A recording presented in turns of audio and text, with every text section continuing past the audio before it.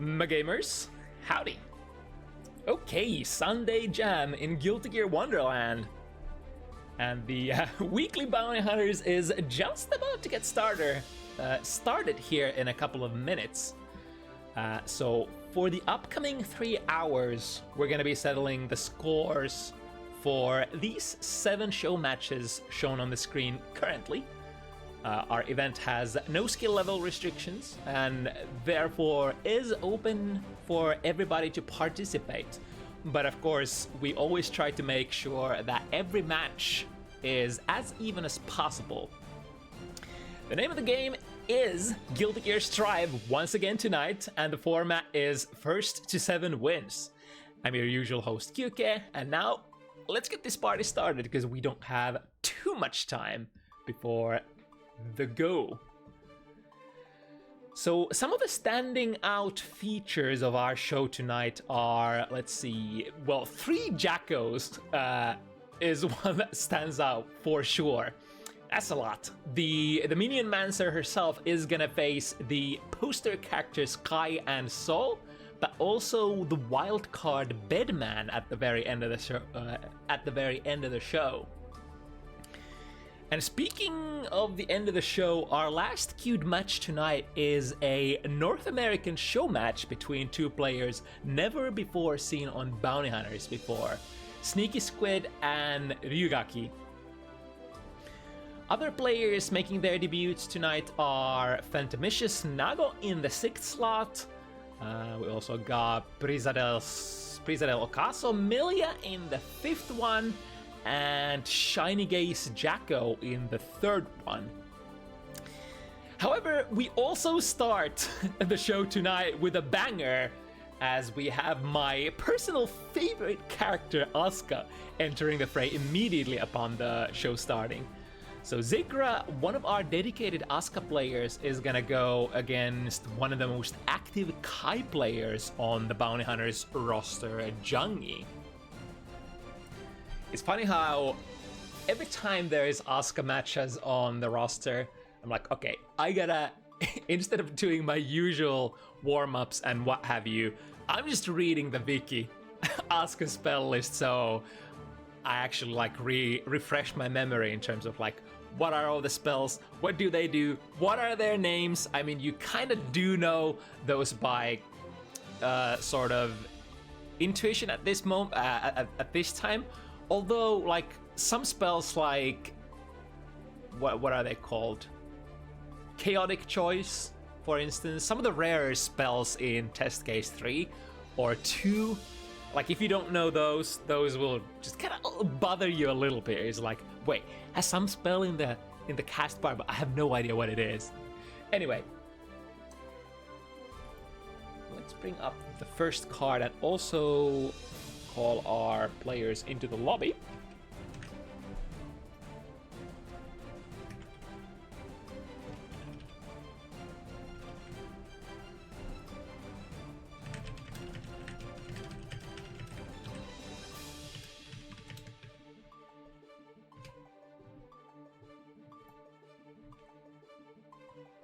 Alright, so Asuka versus Kai. You know, Kai doesn't necessarily have like a whole massive repertoire of cancels if you poke into cubes, but he has one very important one, which I believe is the Stun Dipper. Even though it's not a 5-frame starter anymore, 7-frame startup, very fast advancing low poke is very powerful, especially if you're poking at the cubes in around mid-screen-ish range. You can kind of get there with Kai very fast if Asuka sort of queues up certain actions. Like, it's very normal for Asuka to, after casting a spell that is supposed to lock you down for a while, such as like standard cubes, it's very normal to always queue up another redraw to a different spell and or recharging your mana after that, even both of those. And if you queue up too many actions, then, you know, cancels from the opponent can catch you if they have good reach. But you do need to sort of work yourself to that range to be able to use those options. All right, I see Jungie and Zigra climbing in there. Yeah, Zikra so far, let's see, how many games? It feels like Zikra has so many games on Bounty Hunters so far, but it just, I guess it's my bias and my enthusiasm. I think he probably has no more than like 3 or 4, maybe. But it feels like there's a lot. It's when you concentrate those Asuka matches, you kind of get certain kind of mental bias that there's just a lot. Anyway, Kai, the most poster boy standard Shoto character of this game, versus one of the more technical, one of the weirdest, one of the, like, even on general fighting game front, there really ain't a character like Asuka, no matter the game. That's what kind of makes it super cool. Let's flip the names as well before we go. Very passive rounds that, oh, but immediately we go into that stun dipper that I mentioned. That is gonna be, like, no matter the matchup, it is a super strong tool. It is, of course, unsafe on block, but you know, it's not that simple. It's your opponent can't spend the whole round being scared of that move necessarily, and can't necessarily spend the whole neutral trying to counter it either, especially as Asuka, who wants to cast spells, wants to send like high hitting projectiles at the opponent for the most part. And there it is again, go under the standard cubes at half screen spacing. We have the meter to cancel. Red is the cover. However, look at that! Zika was so ready for that, and reversing the situation, putting Jungie into the corner. Calls for a burst. The heavy fireball, though, completely erases every spell that Jungie could throw. That Zikra could throw. I wonder. So this is another. But there it is. There's the punish. We got a good start. Send a couple of cubes, and now we're working with a pretty good situation in test case 3 as well. Basically in the place where you have most of your sauce coming from. Although, with an empty hand, draws okay options for the third and the second spell slots. Send the basic cube, and then the arpeggio, too far for Stun Dipper to be able to go through all of that. And now drawing more offensive spells. This is looking pretty good. We had the buffs active as well, I think. Mana cost down was on, and this combo should be the kill because Jungie ain't gonna get that burst back from this one. Asuka has pretty decent variance for how long the rounds can take. Like, it does usually take... Ooh, that was a clean close slash. Big counter hit on the drive-by there. And another one on the ground this time. Immediate cancel into super to catch out and break the mana shield as well. This is bad news for Zigra. For not only do you not get the gas tier spells, you're also taking massive damage as a result. And Jungie, just like that, looked like it was a very controlled and dominating second round, but one mistake and it can be over. Ooh, got the cancel, but the problem, the eternal problem with that stun dipper is you can't connect with it too close to the opponent. Otherwise, the first and the second hit will uncombo. Ooh, get a little bit of a mix-up here from the teleport. Over the arpeggio, get the 5D tap as well. There are so many things that you could do after you have activated the arpeggio. It's gonna hold your opponent down for so damn long. Oh, that was a very daring but interesting option from Jungie. Saw the drift, basically said, my frames are slowed, so I can't really do a lot of stuff here. So if you do anything aggressive, my DP will just catch you. But still, Zikra able to steal the round back. Going into the next one with decently even resources. Wow, the cubes were able to activate fast enough before the stun dipper went online. I'm pretty sure I saw the start up there. Ooh, steals the corner. However, Jungie with the resources steals it back.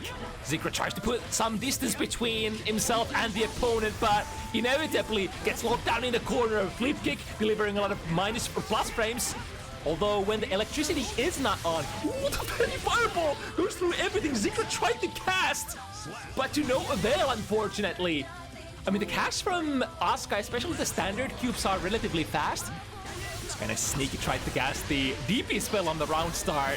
Luckily, Jungie was on a little bit more passive round start option, walking back. Very low mana here, gotta be careful. Next interaction will be important. Yep, there it is, just a 6p into a direct lane. Breaks the mana shield, but Zigra is known to be fairly patient and pretty good with the defense in the corner. He usually does not commit while the mana shield is broken. He knows that if you guess wrong, ooh, but the neutral jump shimmy here, delivering decent amount of damage. Ending the combo with 2k, restanding, not breaking the wall. That's another, oh, again, Zikra, that's the second time that's happened. So cognizant of Jungie's jump cancel options. If you do go for the jump cancel and try to extract more like pressure reset value with that, Zikra basically saying, I can react to those. I forced to block 6p on the landing. Still good. Blue Wild Assault gets the TK plus frames. Jungie trying to press something there.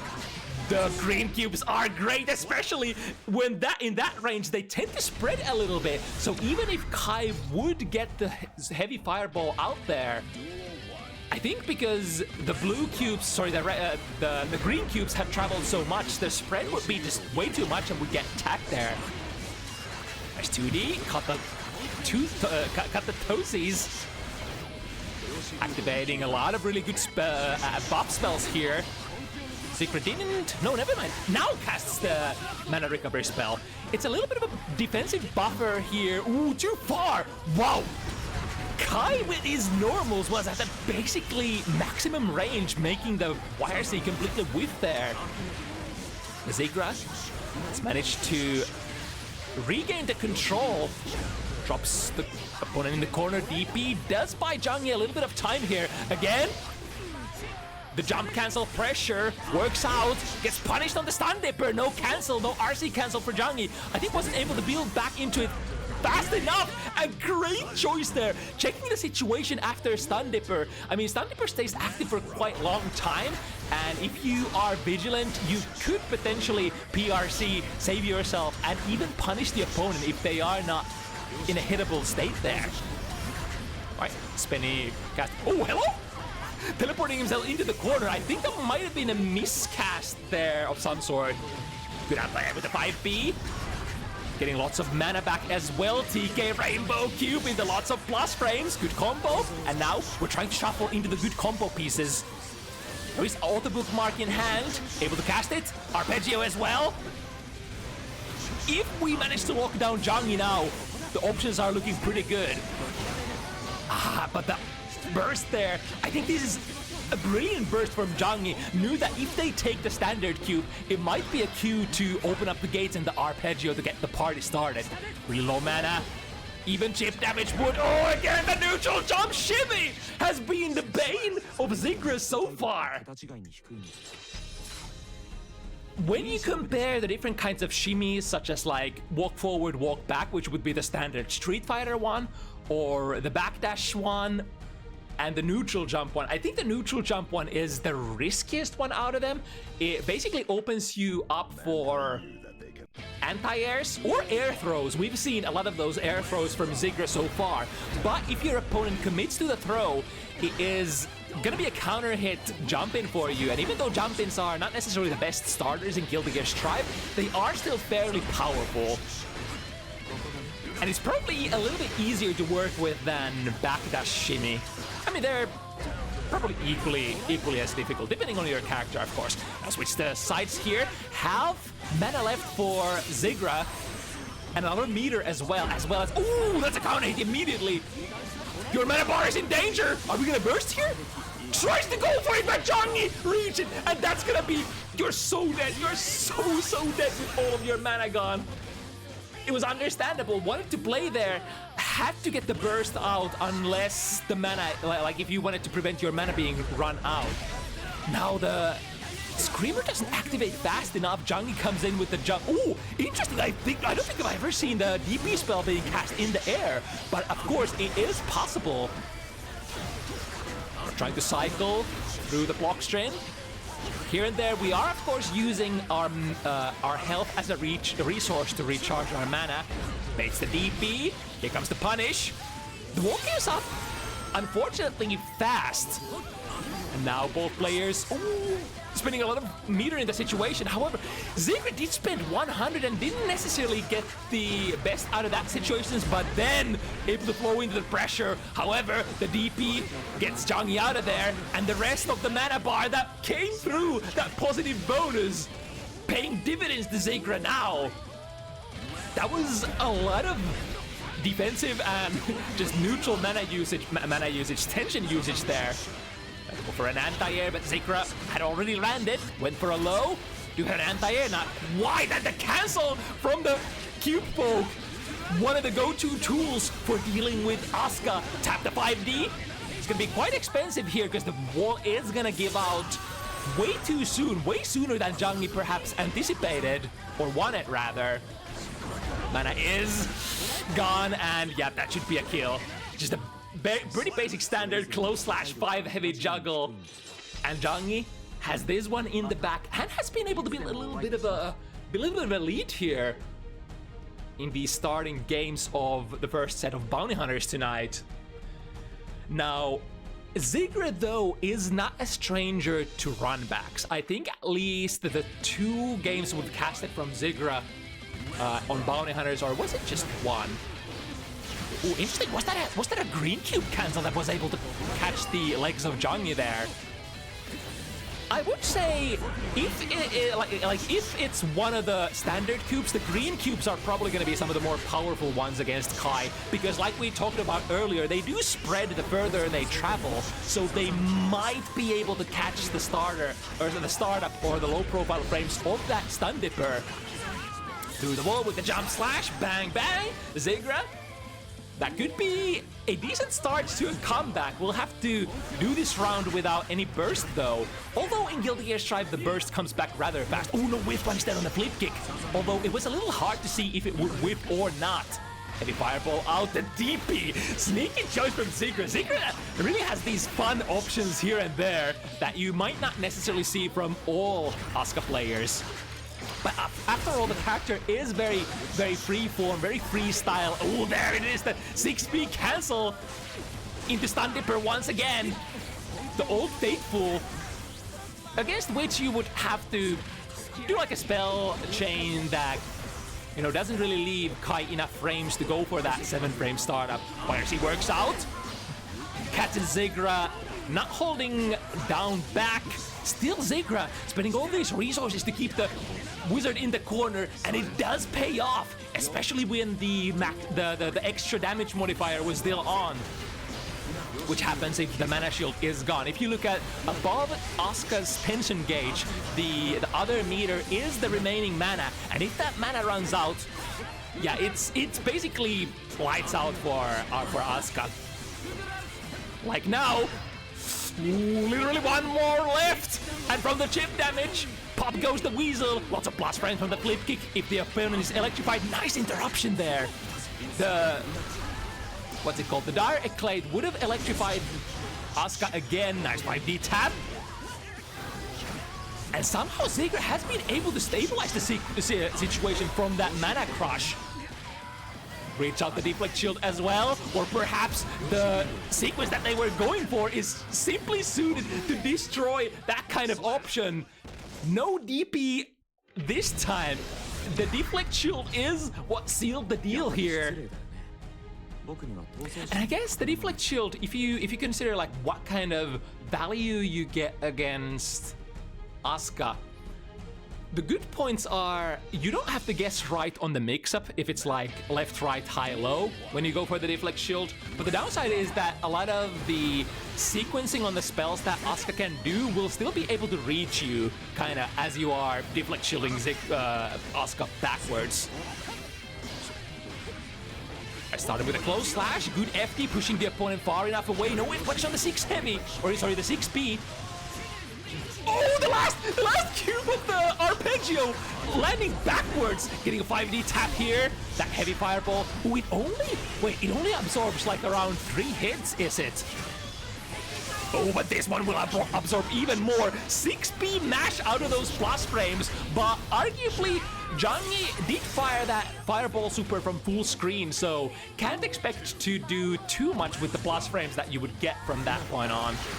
There it is once again, the green cube cluster is the MVP, not allowing Jungie to get a 6P out. Locked down in the corner with heavy fireball. Again, 6K plus frame generator. You have to challenge it. Ooh, interesting. It was like a TK screamer there. And then the overhead spell straight into the big cube. No burst here. Zikra tried to fish for it. But now Jungie is very, very low health, and this might be kind of... but the backdash still gets clipped by the DP. 2P, oh my god. Next 2P is actually enough to kill Jungie.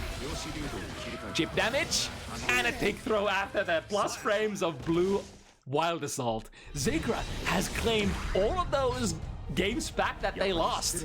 Jungie was able to get a... was it a three game win streak? But then Zikra stabilizes, fights back, brings it 3 even once again. And that will mark the end of the early game, heading into the matches where we have a lot of data collected already.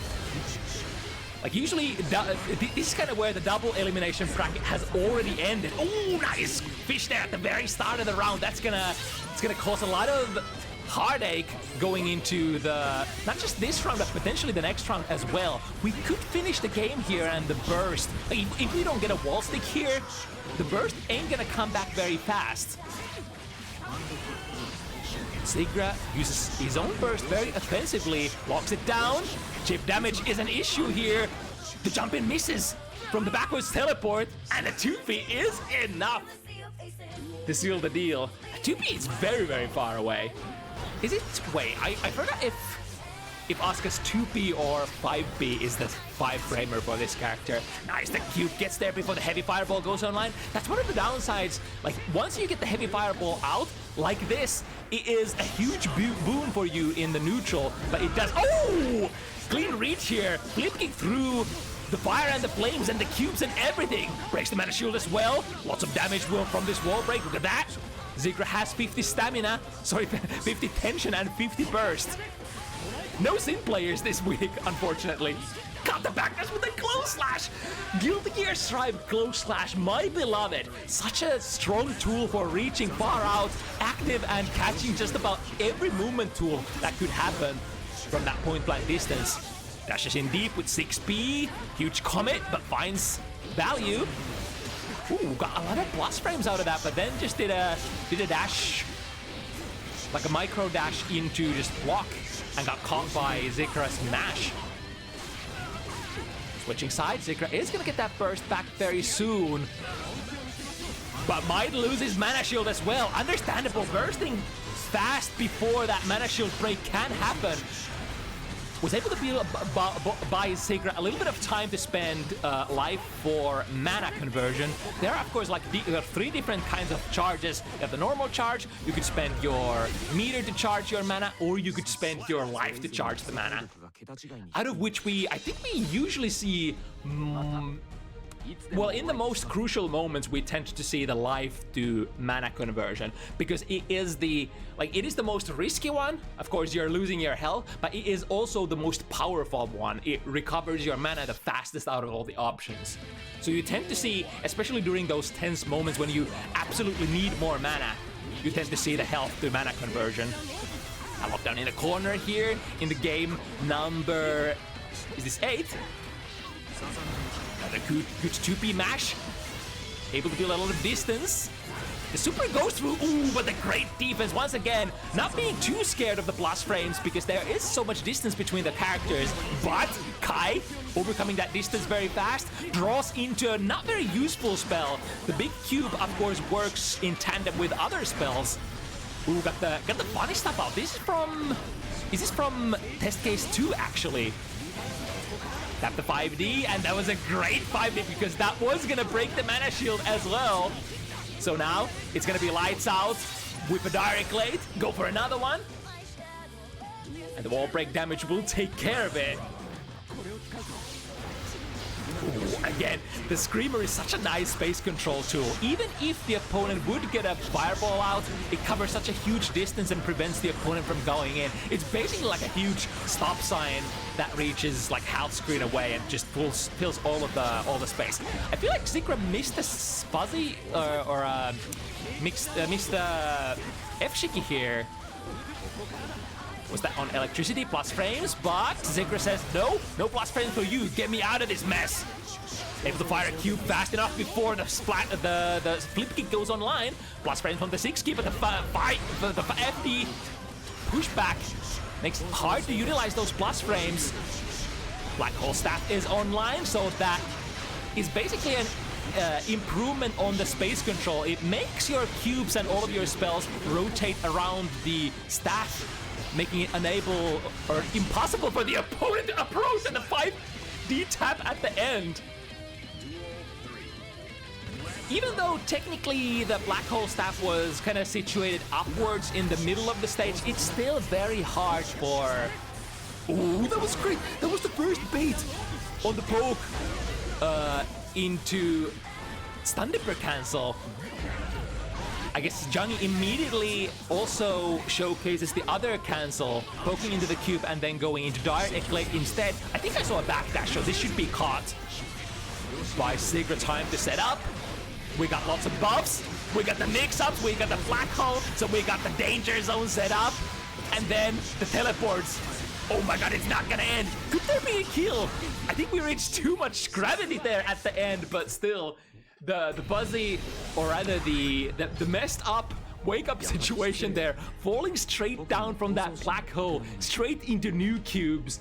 Not the best place to be, for sure.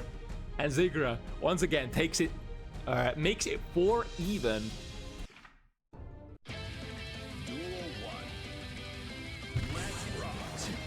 Once again, both players starting with very passive round starts. This time the Screamer from Zikra was, I guess, fired a little too high up in the air, and the opponent was crouching as well. So missing with it this time. Has another one queued up. And it was so important that Zikra lands that Screamer as well. Because other than that, the whole hand was basically empty here. Was able to queue up the health to mana transfer there before Jungie gets into pressure distance. Oh, both players colliding. Drifting forward, get that throw. Screamer takes care of the plus frames, and then interesting slew of cards in the hand. Had the overhead spell, which ended up missing, and then the Terrametron, which is the low spell. TK Screamer producing plus frames, stands up for the 5D. I think that's, I believe, the first 5D of the set that has been actually blocked. Into a successful sequence for Zikra. Has this been the swing point of the set? Jungie says, no, I'm ready to go still. I'm ready to steal this back. Pressure reset into the heavy fireball. Zikra was initially not able to get a whole lot out of that, but coming down with a successful sequence. Again, the green cubes, the spread working out wonders against Kai. He's been able to convert. Ooh, okay, I like it. Not forcing the wall break without having the tension. Very common strategy in Guilty Gear Strive. If you are playing against a heavy neutral character, you never want to break the wall unless you can get a hard knockdown. Set up the Rainbow Cube. Basically has to burst out of there. Lots of good spells in Zigra's hand, but will he get to use that is the question. The tap 5D could break the wall, and more importantly, the mana shield. However, here comes the neutral shimmy. The neutral jump shimmy has been destroyed by Zikra once again. Out of the corner, into the mouth of the cubes. Teleport to the front this time. Ooh, the deflect shield! I'm not sure if that was what Zikra wanted in that situation. Looked a little bit weird, but we'll get it thrown, unfortunately. Only yellow cubes to start out with, so very standard opening. Transitioning into, ooh, was able to poke in the big cube and then cancel into Dire Eclate, which does move you forward. Which is a very important feature if you can't cancel those cube pokes. To the other side, good block on the left side, and again, 2 back-to-back good blocks on the mix-up. And now, very low on mana, so, but, oh wait, huh? Was that another teleport? I blinked and I missed it. And suddenly, Zikra was in the corner and getting SDP'd for their troubles. Big counter hit, has to burst immediately. Momentum cancel, FRC does not get a whole lot for Zikra. And the last hit tries to go for the OBG. It's not enough. We still need one more. Zip, the flip kick is what does the deed. Not an overhead, but it is a move that you usually desperately want to try to prevent. So the most common reaction against that move when you see it coming, you press a button and hope for the best that your reactions were on point.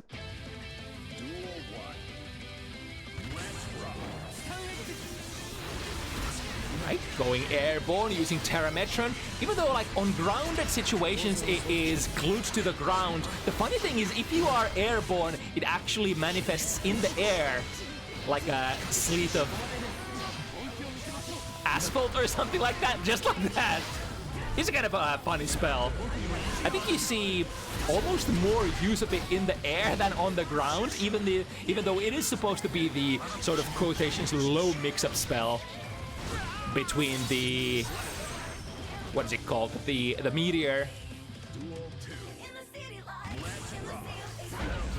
Players going airborne, however, Kai's air-to-air superiority triumphs here.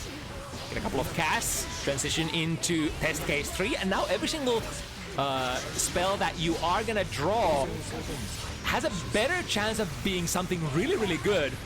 But the downside is that there are more dead spells in test case 3 as well, so most often when we see bricked hands, it's because like you transitioned into test case 3, perhaps lost your superior position, and then drew a couple of bad spells, couple of utility spells such as like teleports, the chaotic choices, or maybe the stabs. And then you're in a situation, oh nice, was able to block the stun dipper this time. Takes a lot of patience to cast a spell and then not cancel into anything relevant. Because usually that's kind of like your go time. You're just trying to make them block something and then it's like, it's Asuka time, baby. We're gonna be careful with it because some characters have really good cancels out of those pokes, but now Jungie ain't gonna be poking anything because it's a barrage of plus frames and the pokes. Tries to throw the super, which does definitely prevent Zikra from playing for a while. Oh, that's not the black hole staff, that's actually repulsive staff.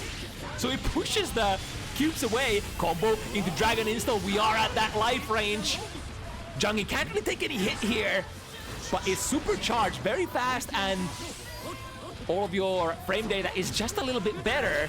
Flip kick into hesitation, no throw there. And then the punish on the stun dipper. Even though even the stun dipper is a little bit better in Dragon Install, it is against a perceptive opponent. It is gonna be a punish. And Zikra recognizes here, being patient enough, waits for it. I missed how much meters Jungie had there, but probably was still pretty far away from the stun dipper RC cancel. I mean, getting that one hit in would have basically granted Jungie the victory. So it's like, it's a classic like high risk, all or nothing kind of situation. But the lasers go online just before Jungie gets to dash in, and now we've transitioned. Oh, it's a repulsive staff again. Immediately after planting, it casts the better one. They usually say that the repulsive one is kind of like one of the worst spells you could cast. Some players even just replace it immediately if they can. The black hole is definitely the one that you want to draw in test case 3. Able to get the arpeggio open. Cycling the deck, going for a little bit of mix-up as well. Teleports into the front and then taps the 5D.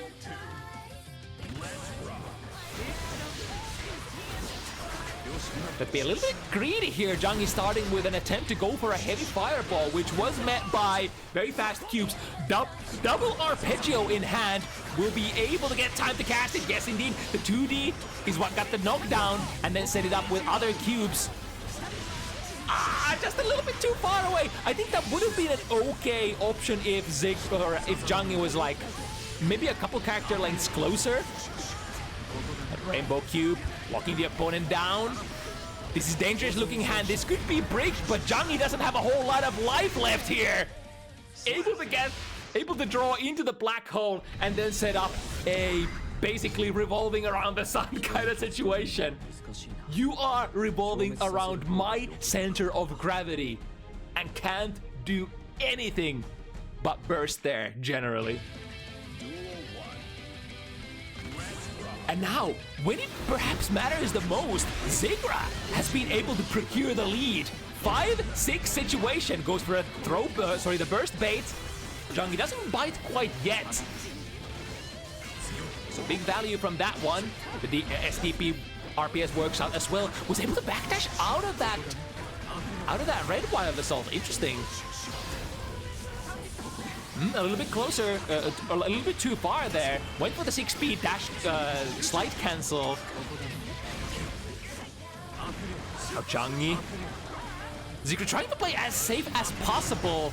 Perhaps maybe even waiting for the burst, the hero burst that could come. But I think at this point, Jungie is locked out from playing that. That would be basically the nail in the coffin, even before we go into the last round, in a way. Ah, the neutral jump shimmy doesn't work. Doesn't work. Zigra is too patient. At the start of the set, got caught by that a couple of times, but no more. Got the cubes fast enough. No slide cancel. Has time to go through. This time it works out though. You can only have so many spells cycled into your hand. And with the hand that Zigra has currently, able to cast a Screamer, combo, small combo into Blue Wild Assault. 2 Screamers. This hand is good for chipping out. Is there any hope? Hold FD. The Deflect Shield comes out. The last ditch effort to try to, like, Jungie was running out of meter here. I think it was like a desperate attempt to make some amount of distance between the players, because like you can't hold that FD in that situation anymore. Like Zigra has a full hand of goodies. You have only so little health left, and your your tension is already also running out. So there really weren't too many good options there. A seesaw battle once again a la Zigra, and able to get there just before Jungie. Both players had an edge at certain points of the match, but the Wizard triumphs once again. Alright, moving on. We have a Jacko matches on the horizon. We're gonna have a mini gauntlet of Jacko versus Sol and Jacko versus Kai coming back to back here.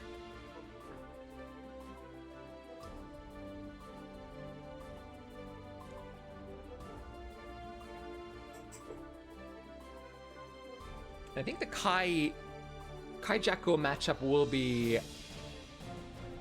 have a player making their debut, whereas this one is with known players established on Bounty Hunters already, although koolmees is a little bit newer addition to the roster.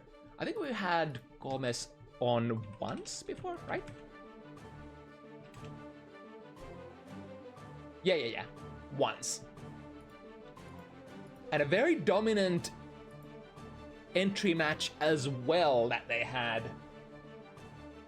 Now I'm gonna test their metal against LagBoy this time.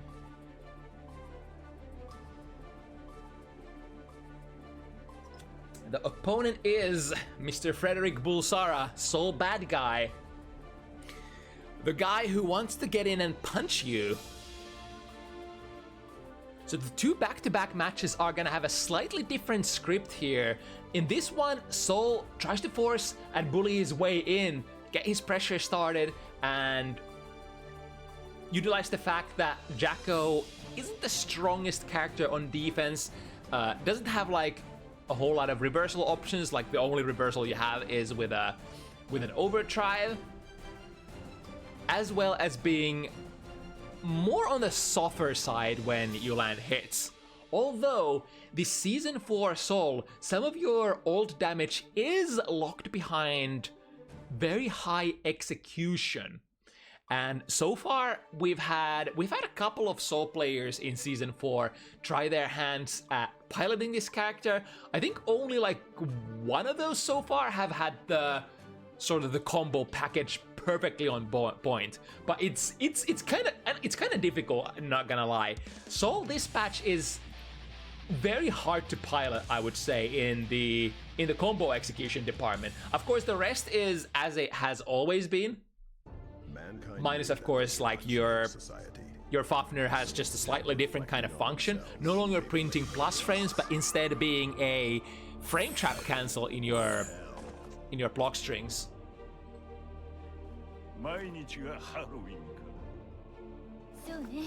But let's see how this zoning slash set play is gonna work out.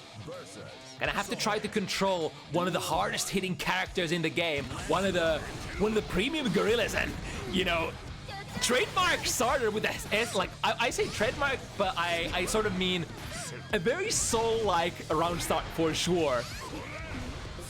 Putting on the table the fact that we are gonna come in guns blazing and we are not afraid of doing crazy things. Ooh, even after the Fafnir cancel, I mean, it's still like, how minus is it in this patch? Let me actually bring out the frame data, because that's gonna be rather relevant here. It is not minus punishable, I believe.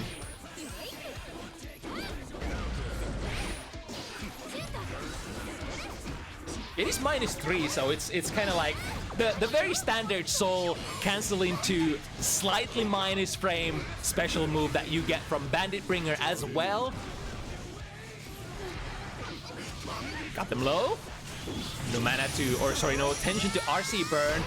Bait the DP as well. And then, do we get the combos? No 2K into nothing, but we're looking for one more hit potentially. Even a throw into an OTG would probably potentially be enough. Koolmees trying to get the party started a little bit, but it's hard to contain this character, especially when you have so little health left. A single SVV is gonna take it on the first match. LagBoy getting things started in the most Soul bad guy way possible. Getting in fast and staying in there as well. We try to go for a punish there using throw against deflect shield. It's a very like a very intuitive reaction. You see the deflect shield and then you're like, okay, I'll just go for the throw, because that can never lose, right? But now Koolmees able to get the party a little started, maybe tiny bit started, super started. Hard knockdown. This shouldn't kill, right? Oh, never mind. It's actually gonna kill. Not enough hits there, or that was a basically 5-hit combo, so not prorated enough to not get the kill that time around. That's an interesting wording by yours truly. Got the hit, LagBoy. Ooh, the Gunflame cancel there. Of course, keeping the ground space clean if Jacko tries to come in with a use of that 2D, which is a very strange kind of sweep in among many of the Guilty Gear ships. That's gonna be a punish. No tension to cancel this time around. Into a quick 1, 2, 3, 4, 5. 1/3 of your life gone. Goes immediately into the minion parry, catching out the DP. Neutral jump. No air dash attempt out of the corner. Very common options that you can do is, if you think your opponent is trying to air throw you in a corner boxing situation, you would do a neutral jump. If not, though, the option that you of course did, that was, oh my god, that was very greedy. So missed a Bandit Revolver into a 5D tap, and still somehow maintains the control, although forced to throw backwards here. LagBoy, RC from that -3. And a great catch from Koolmees in the air, however, won't be able to convert into a pressure string. -3, however, it is still RPS. It could be a spacing trap if Soul is walking backwards, and especially if the Jacko player is not pressing the right buttons. For one, you gotta be pressing immediately after the Fafnir. And second of all, it has to match the the kind of button that the opponent is pressing. So if you are from that -3 going for a high-profile poke, for instance, Sol might go under it with his 2K mash. Keep the pressure alive.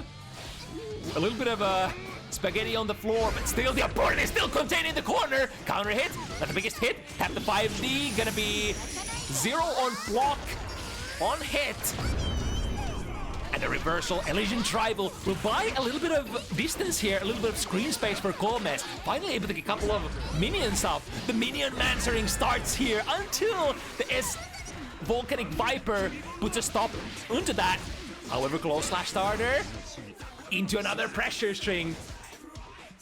Yeah, crucial feature that you take advantage of that Bandit Bringer on block. No matter if it's the first hit or the second hit, both of those on landing are gonna be punishable. Especially the second hit of Bandit Bringer, not Bandit Bringer, Bandit Revolver. Generally gonna be close slash punishable if so bad guy lands next to you. Now this is what koolmees has been hoping for probably for the whole set. You parry, the 2P erases all the minions and gets LagBoy out of the corner. This time just koolmees choosing to not even play the RPS, just exit it right away, which is an okay option as well. Like if you don't want to contend with Sol's damage or buttons, jumping out or backdashing out, what is Sol gonna do to you? He is minus after all. Get minion parry. Into a tick throw. Putting koolmees on the board. Starting a little bit slow, however, every single game there's been more and more success in these Jacko sequences. I bet soon we're gonna see more elongated or not elongated, extended pressure strings maybe. Although it is hard to keep, it's hard to keep a gorilla or especially good defensive gorilla like Sol Bad Guy contained in the corner. If you don't have the best execution, if you don't know how to keep your pressure super tight, if you have gaps in there, if you DP through, it can be hard to keep it going. LagBoy getting the punish there. SVV is still a very, ooh, the shimmy there! Able to get the throw, put koolmees in the corner.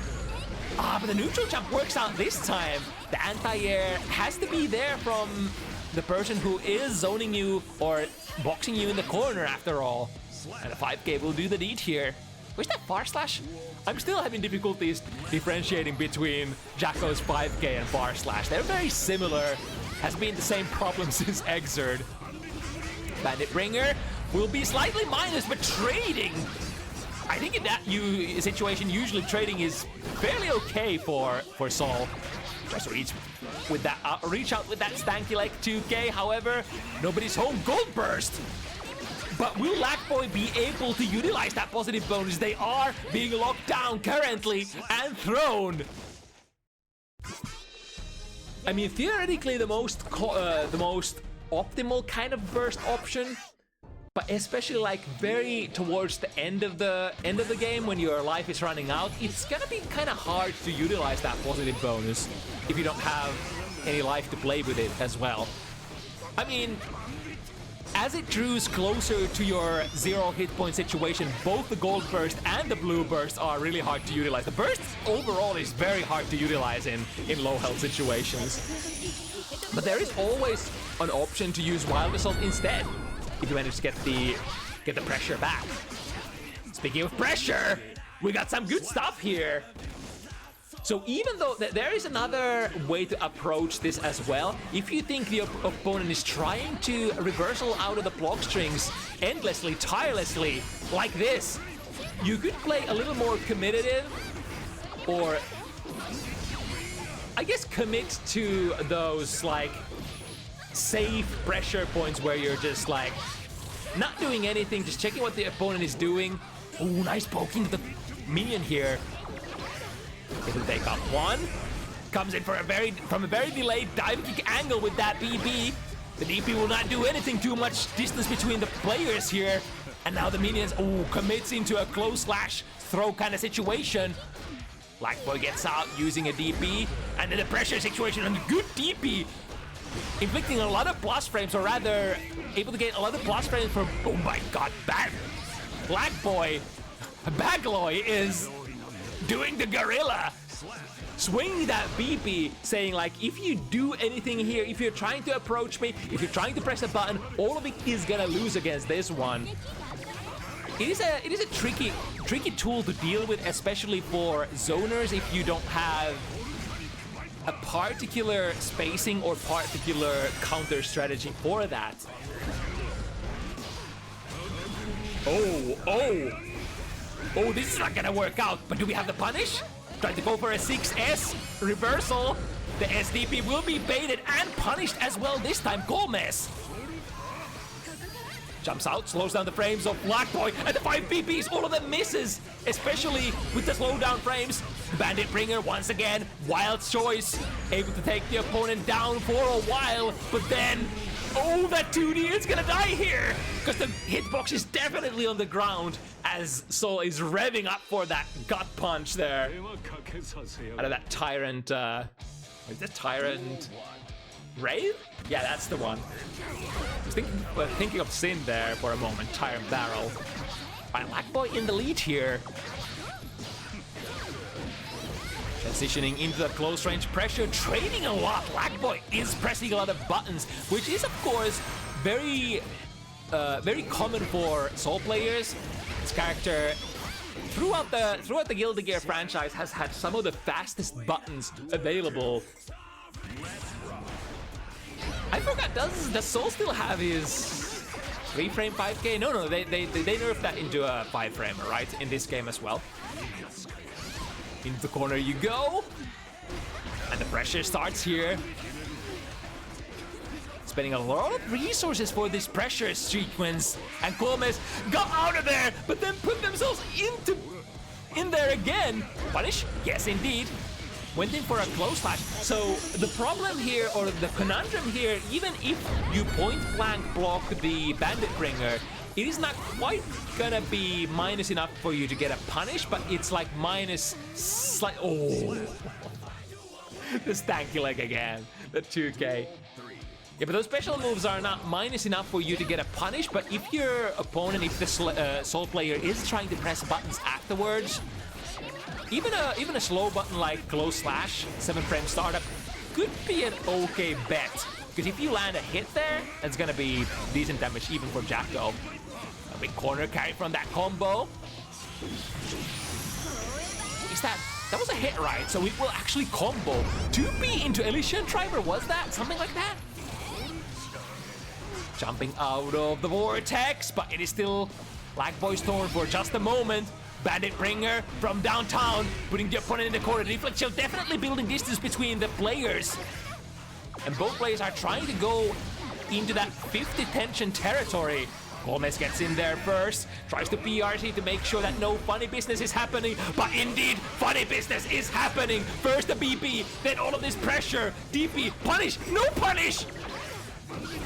LagBoy's getting away with murder here. But it's like, it is what it is. A lot of Sol's special moves recover rather fast for how, you know, for how hard they are to beat. 2K, no cancel here. So interesting RPS on DP characters, especially 9-frame DP characters for Jacko. Your 2D is rather punishable by the DP. Like, there aren't a whole lot of cancel that can keep you safe for certain. Like, the only ones are minion recall or pick up a minion and run away. Nice spacing here, the jump D gets a small punish on the S Volcanic Viper. And into the close range pressure. Again, -3, but it is RPS. LagBoy has been pretty active on just pressing buttons after that Fafner because Koolmees hasn't been able to find the right button to check it afterwards. The minion kick, empowered by hitting actually a successful target here. We'll take the round for Koolmees and a big close slash starter. Spend it to try to solidify your position. Take out minions. Straight hit in the air. A little hard to convert, so Koolmees misses that conversion. 2K stagger pressure. Does not lead into much this time for LagBoy. Ooh, that was a value 2P! Dash into a big close slash as well. This is gonna do a lot of damage. Put them in the corner. That could even be a wall break. Yes, indeed, the partner does get the wall stick. But now koolmees has a lot of tension to defend with. And the full burst meter as well. We get the punish. Yes, indeed. PRC slows down the enemy frames so that it's a little bit easier to get the punish. YRC plus 10. Try to run in. And both players have basically expanded all of their resources. koolmees has one more to go. Was that was red? A rare red install. Bandit Bringer from downtown knocks the opponent down, and then there's even more rare Wild Throw finishing the deed. Takes out the minion once again with minion command, which is like if you're in a close quarter situation and take out a minion, it's reasonable to assume that you're probably not too plus. So going straight into something like a minion parry would take care of immediate like mashes as well as DPs. But I mean, the downside is if the opponent does not do anything, then you are wide open afterwards. The soccer kick has a hitbox on the ground, prevents the vortex from coming in. LagBoy hasn't been utilizing the vortex too much as a, like, all the other Soul special moves have seen massive usage. But the one time when the vortex comes out, it is actually beaten by Jacko's buttons, or rather her options. I guess that was a... I guess soccer kick is a button as well. Blue RC won't get a successful enough or advantageous enough situation to push it immediately. Here comes LagBoy once again. Good back throw. Put the opponent in the best position, which is back towards the corner. Just like that, koolmees gets out of there, able to take out the minion. But then LagBoy takes out the minion, equalizes the situation. But maybe not quite equal. Hits the BP in the air, so that makes sure that koolmees is minus frames. But reversaling out of it, the wild throw ain't gonna do much against this in frame super. But now koolmees has to play very careful, because even a 2P mash is gonna be enough to take the round. And the other tool I was thinking about is, of course, the Bandit Bringer. Ooh, that was a clean spacing on the 6S. It's very rare that you nowadays in modern Guilty Gear Strive see 6S usage from Sol. Sets up a blast frame situation, glow slash counter hit once again, but not the biggest combo out there. I mean, it's not like you have a lot of like super damaging options as Jacko. If you get that close slash, deflect shield, does some work, prevents LagBoy from getting in. Ooh, the second hit of Bandit Revolver does not come out. There's a little bit of timing RPS there, although perceptive players will not get fooled as long as there is no RC, no meter involved. You can kind of have a sequence where you're ready to throw the opponent both on the, like, basically counter the opponent no matter what happens there. Big hit into. This is the big up. Still forced. Oh my god, both players burning all of their defensive resources. koolmees gets the best of it. Gets a tricky corner steal. And now there are so many super greedy, very like non-standard wake-up options and defensive options here. But it kind of works out, especially like when Sol is concerned, because like every single DP, if you want to bait out a DP, unless you're like a super top level player and know all the secrets of your character and know like setups that are just autopilot free safe against the DP, you kind of have to give up your pressure at times just to wait for the opponent, and or leave gaps in your stagger pressure that would allow you to bait it. Ooh, the deflection is not going to do anything. In fact, we'll get koolmees hit there in the follow-up situation. Throw into one more hit. Good tech there. Rare throw deck. I guess they're not as rare in Guilty Gear Strive as they were in the past. Bandit Bringer sees it. That's the counter play that we want. Ran under there and close slash punish. Fortunately, LagBoy did still have the burst there. Does not have it anymore though. Do we have the kill? No 50 meter to go for the super, so we have to break the wall with a normal. This is tough. LagBoy has the resource advantage and the life advantage as well, but we are a better neutral character. Is the button online? I think it is. LagBoy drifted into this situation saying, I'm not gonna try to DP here, I'll just take the pressure. But koolmees didn't either. Didn't have a super good follow-up from that blue RC hit either. To the other side, with the opponent in the corner. Again, wakes up with a 2P, wakes up with a 5-framer, which like technically works if you're expecting a reversal, then you would have to respect there. The Fabric gets beaten out by Elysian Driver. Both players are really wild on defense. Try to keep your pressure as tight as possible. I'm surprised that the 5D actually missed there. I'm not too knowledgeable about Jacko box strings, but hey, I mean, it all works out in the end, and koolmees has had such a massive life lead here as well. The LagBoy would have had to work so hard to steal that round.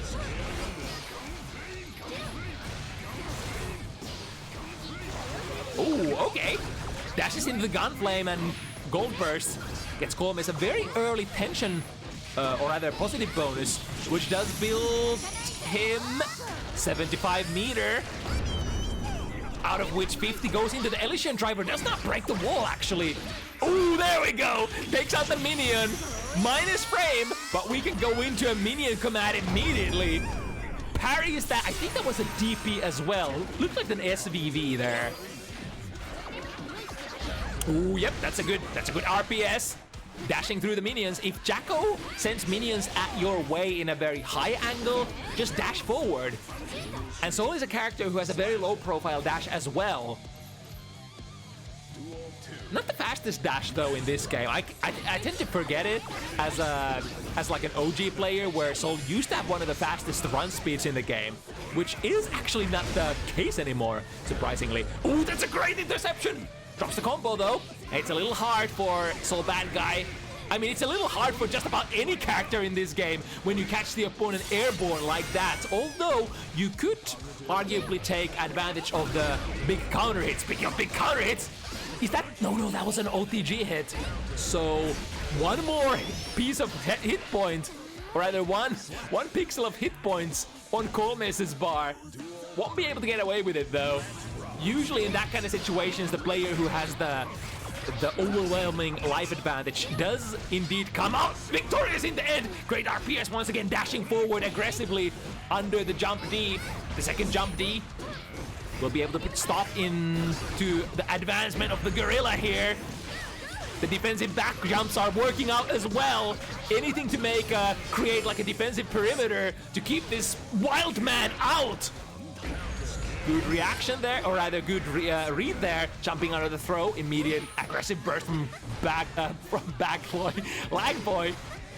The name there on the right top corner, mixing me up. Ooh, tried to go for a throw, but it's koolmees actually who gets the throw in the end. Switch sides, this could be the end, unless we miss the combo, queues up the super. Do we have the punish? No, too far away. Or perhaps just said, I'm not gonna risk it for the biscuit. I'm gonna stay here and establish a defensive perimeter instead. But in the end, got caught. Zol gets in once again, and LagBoy is pushing it. From the rather even situation, again, when it matters the most, putting the W's on the table as we're nearing the end of this FT7 set. Now, koolmees has their work cut out for them in order to come out victorious from this set. Once again, a very successful Gunflame, but the Gunflame ain't gonna do much against Jacko's projectiles, especially when Jacko sends them forward with certain kind of sequences, such as like the soccer kick. It empowers the minions to basically beat other projectiles completely. Into a little sandwich here, extend the pressure. 2P once again gets out, but no conversion. It is so important when you do get your 5P appare out in Guilty Gear Strive that you follow up with a successful combo into at least a soft knockdown. And a soccer kick working wonders as well. Do another one. That minion has been kicked so much. All right, time to retire. You're being kicked way too much.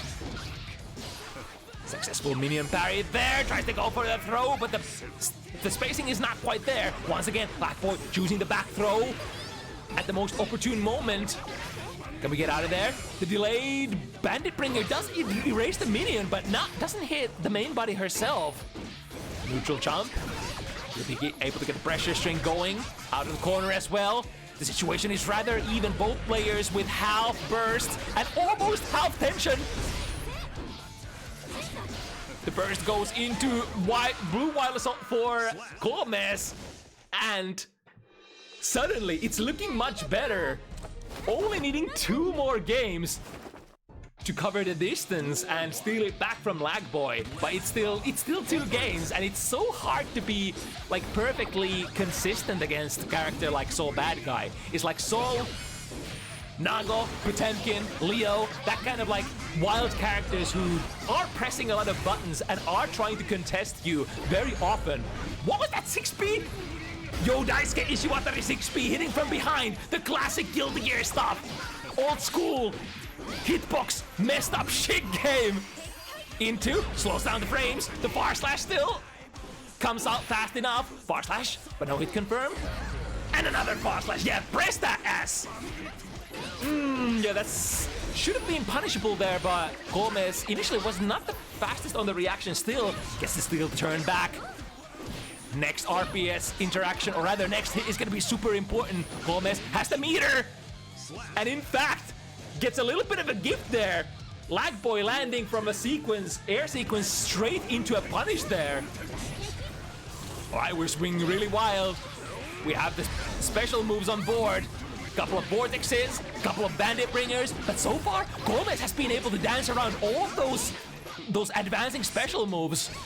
But eventually, you're gonna get caught like so! The RC was supposed to bait it! The defensive option was supposed to be baited, but I think LagBoy just committed a little too early. Into, with the pressure, deflection is good, however, the interception from the air! LagBoy has had a couple of really good ones. The jump slash in one of the earlier games, and now the jump B. Putting an end to that round and putting LagBoy on the first set point position here. Good distance for koolmees, doesn't get caught by the gunflame initially, but now you're guessing for your life, and you're guessing right, koolmees! You're guessing perfectly right! YRC puts an end to that minion sequence. koolmees has so much meter, it goes straight into the reversal DP! Bang!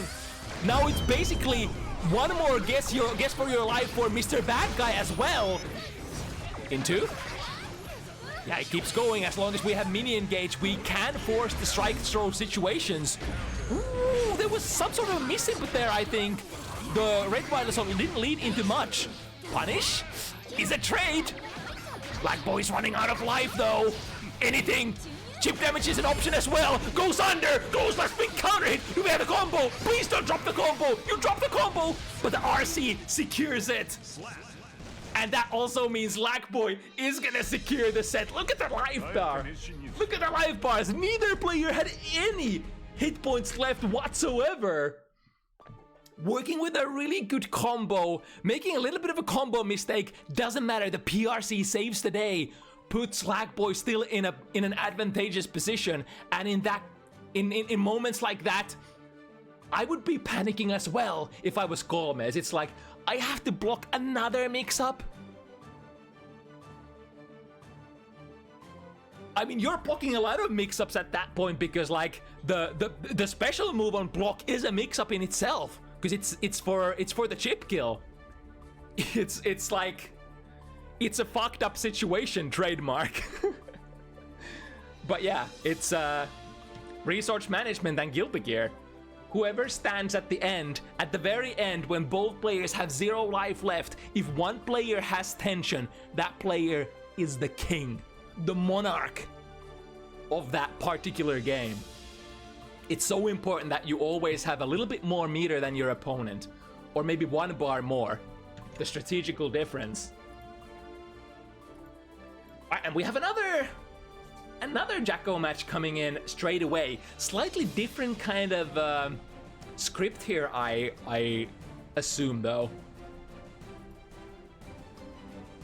Because what Soul sort of brings onto the table in aggressiveness and damage-wise, Kai has more control more finesse, more neutral, and a lot of different angles to play from as well. You of course have projectiles of your own, but most importantly, Kai can perform those projectiles from the air as well. Sort of offering you, like, even if Jacko goes for sort of those sequences where you have empowered projectiles, empowered minions, such as the soccer kick minion, that would beat your projectiles otherwise as a Kai. You can go airborne instead and sort of stalemate the, like, stall the situation and get like a delayed projectile out there. And if Jacko has to block that, there is way more options for you to manage, what's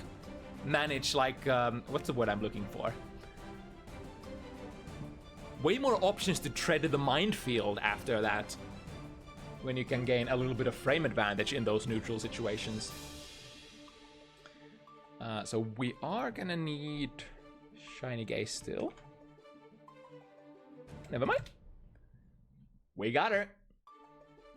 This will be Shiny's first match on Bounty Hunters on an interesting character like Jacko as well. Jacko players are eating really well tonight. Not just tonight, but like overall recently. I think even though this character is such a rare one in a way, there is a lot of like very dedicated representation for this character. Even on Bounty Hunters. Right, and it's already looking like it's gonna be a slightly more finesse, slightly slower paced match.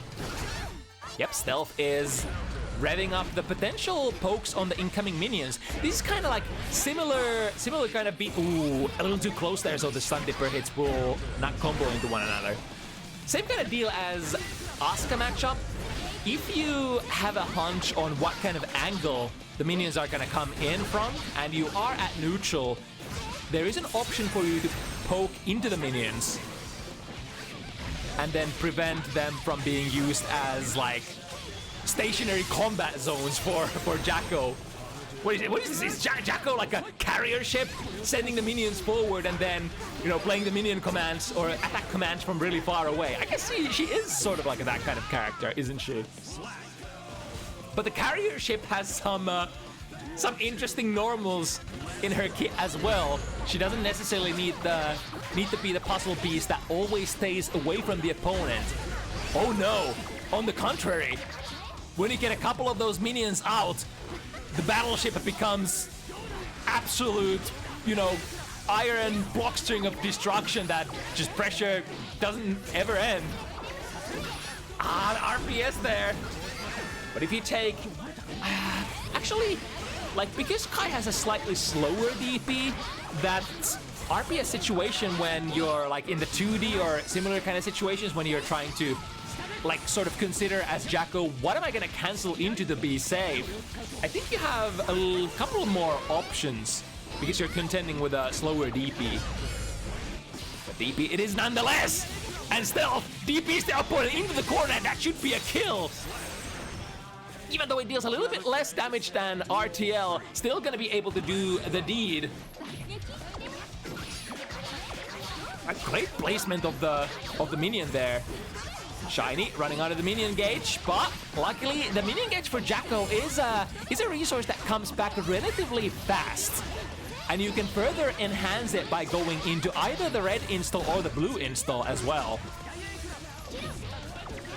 Great position here, however, Stealth commits to a very deep dash 6p.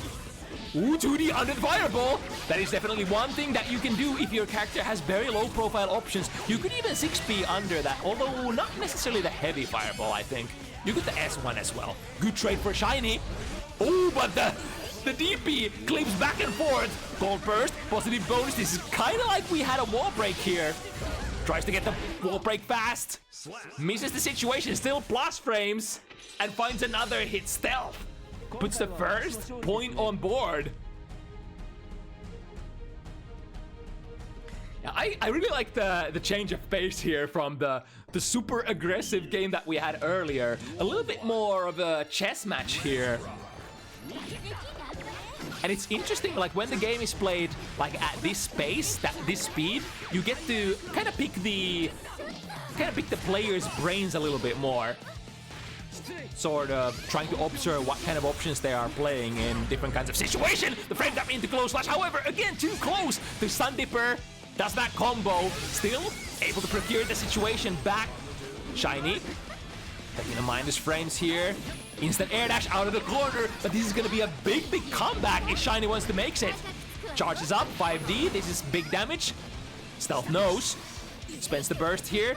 Very, I want to say, respectful burst here.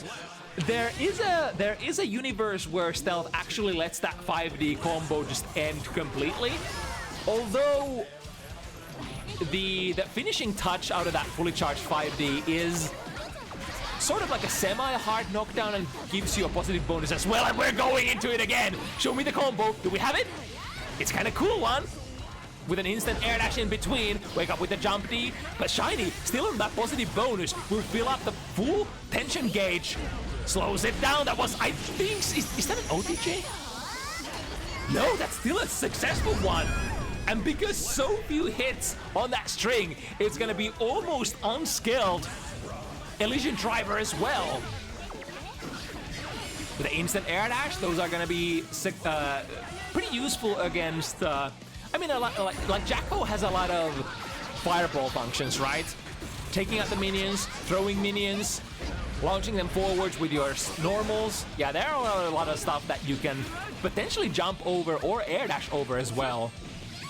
Shiny has the reversal option here, which is I think why Stealth was approaching with that 5K, which is a safe jab. Nice reaction there to the Blue Wild Assault.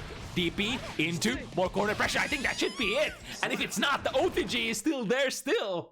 Stealth starting out really strong. Sticking to the opponent once you get there. Kai is really that kind of character who can print plus frames from a lot of different sequences. If you have the electricity, you can try to reset your pressure into the flip kick, or you could use your natural Gatling strings to go into 6K, which is of course plus, or you could use your close slash, which is a standard close slash, is plus. Yeah, there are all the stuff that you know Kai can utilize to sort of stay in there if possible. And even if like this, even if Shiny is able to build a little bit of distance between you and the King's buttons are good. If you have nowhere to run in a situation like this, which we call in the industry boxing the opponent in the corner, it's even if you are technically out of the immediate threat of the block string, like in a situation like this, it's not necessarily like you're not out of the danger zone, and it's not necessarily your turn either. Although, of course, blocking something like a Dire Eclate and putting Kai on, what is it, minus? It is minus a lot, but it does push you back quite far as well. The minion command does miss. Goes for a YRC, waits a little bit in case Shiny wanted to burst immediately. Any kind of interception here would be good. The jump in hits a little too high up in the air and does not produce enough plus frames. I think Kai, even though Kai is the most fortunate member of the Kisk family that has the Kisk family curse, he still like has this sort of same problem as Sin and Dizzy, that his buttons don't hit like the deepest out there, and it's hard for him to produce plus frames out of his like jump in strings, especially instant air dashes. With the Sun Dipper, does not catch the back dash into YRC plus, then immediate reversal. You could prevent this because YRC on layer 1 is plus 10. You could go for an airtight low if you think your opponent is churning a DP, is churning like a 5-framer, is churning a reversal super. All of those will probably get caught because YRC is a guard crush, and they will have to just, if they're not holding that low block, you could just go for a 2K, and that's going to be an airtight catch on whatever they're inputting there. Nice interception there. 2D finds its mark. Go for it again. From a counter hit. Surprisingly decent amount of damage as well. And now Shiny definitely has the resource advantage with the use of positive bonus as well. Set up the... Oh, they're so tricky. Kind of looked like Stealth was out of that sandwich situation for a moment, which kind of maybe might have baited him into pressing buttons there. The minion acting as kind of like a back against the wall kind of situation. We go into 5D once again. This hasn't been countered even once. No chance to burst out. Close it out fast enough. Flyby cross up jump heavy. Won't be able to air dash over the fireball, unfortunately. YRC out there. Might as well. Ooh, this is very, very aggressive. I think Stealth did not hit a button. So the punish was with a far slash, so could have been a little bit better, but you know what they say, we take what we can get. Contained in the corner. YRC, we gotta get out of there. Jacko is a menace in the corner, especially if you have time to take out those minions. And now, a successful frame trap. Sends the minion coming. Shiny, able to put herself on board. Just in the nick of time before Stealth runs away with too much pressure. This is still a very, very comfortable position to run this FT7 back. I mean, it's very common that it takes a couple of games for you to gather data and, you know, maybe get rid of the immediate handshakes. I mean, you are in a public situation after all, in a match that is streamed, and it might get you feeling a little anxious. But once you head deeper into the field of battle, the adrenaline sets in, and you are in the zone. And now Shiny, switching positions here, putting... Ooh, I think I saw Stealth trying to poke out, but the 5D was just way too well spaced. Tries for it again. Yeah, this time, not 2 times in a row. Might fall for it on separate rounds, but not like so. Not like so. Quite big counter hit. Misses the combo though. And in fact, it is actually Shiny that from that big counter hit gets to push the situation. Send the minion once again. It is of course sort of a commit that you have to work with your minions. You have to defend your minions as well.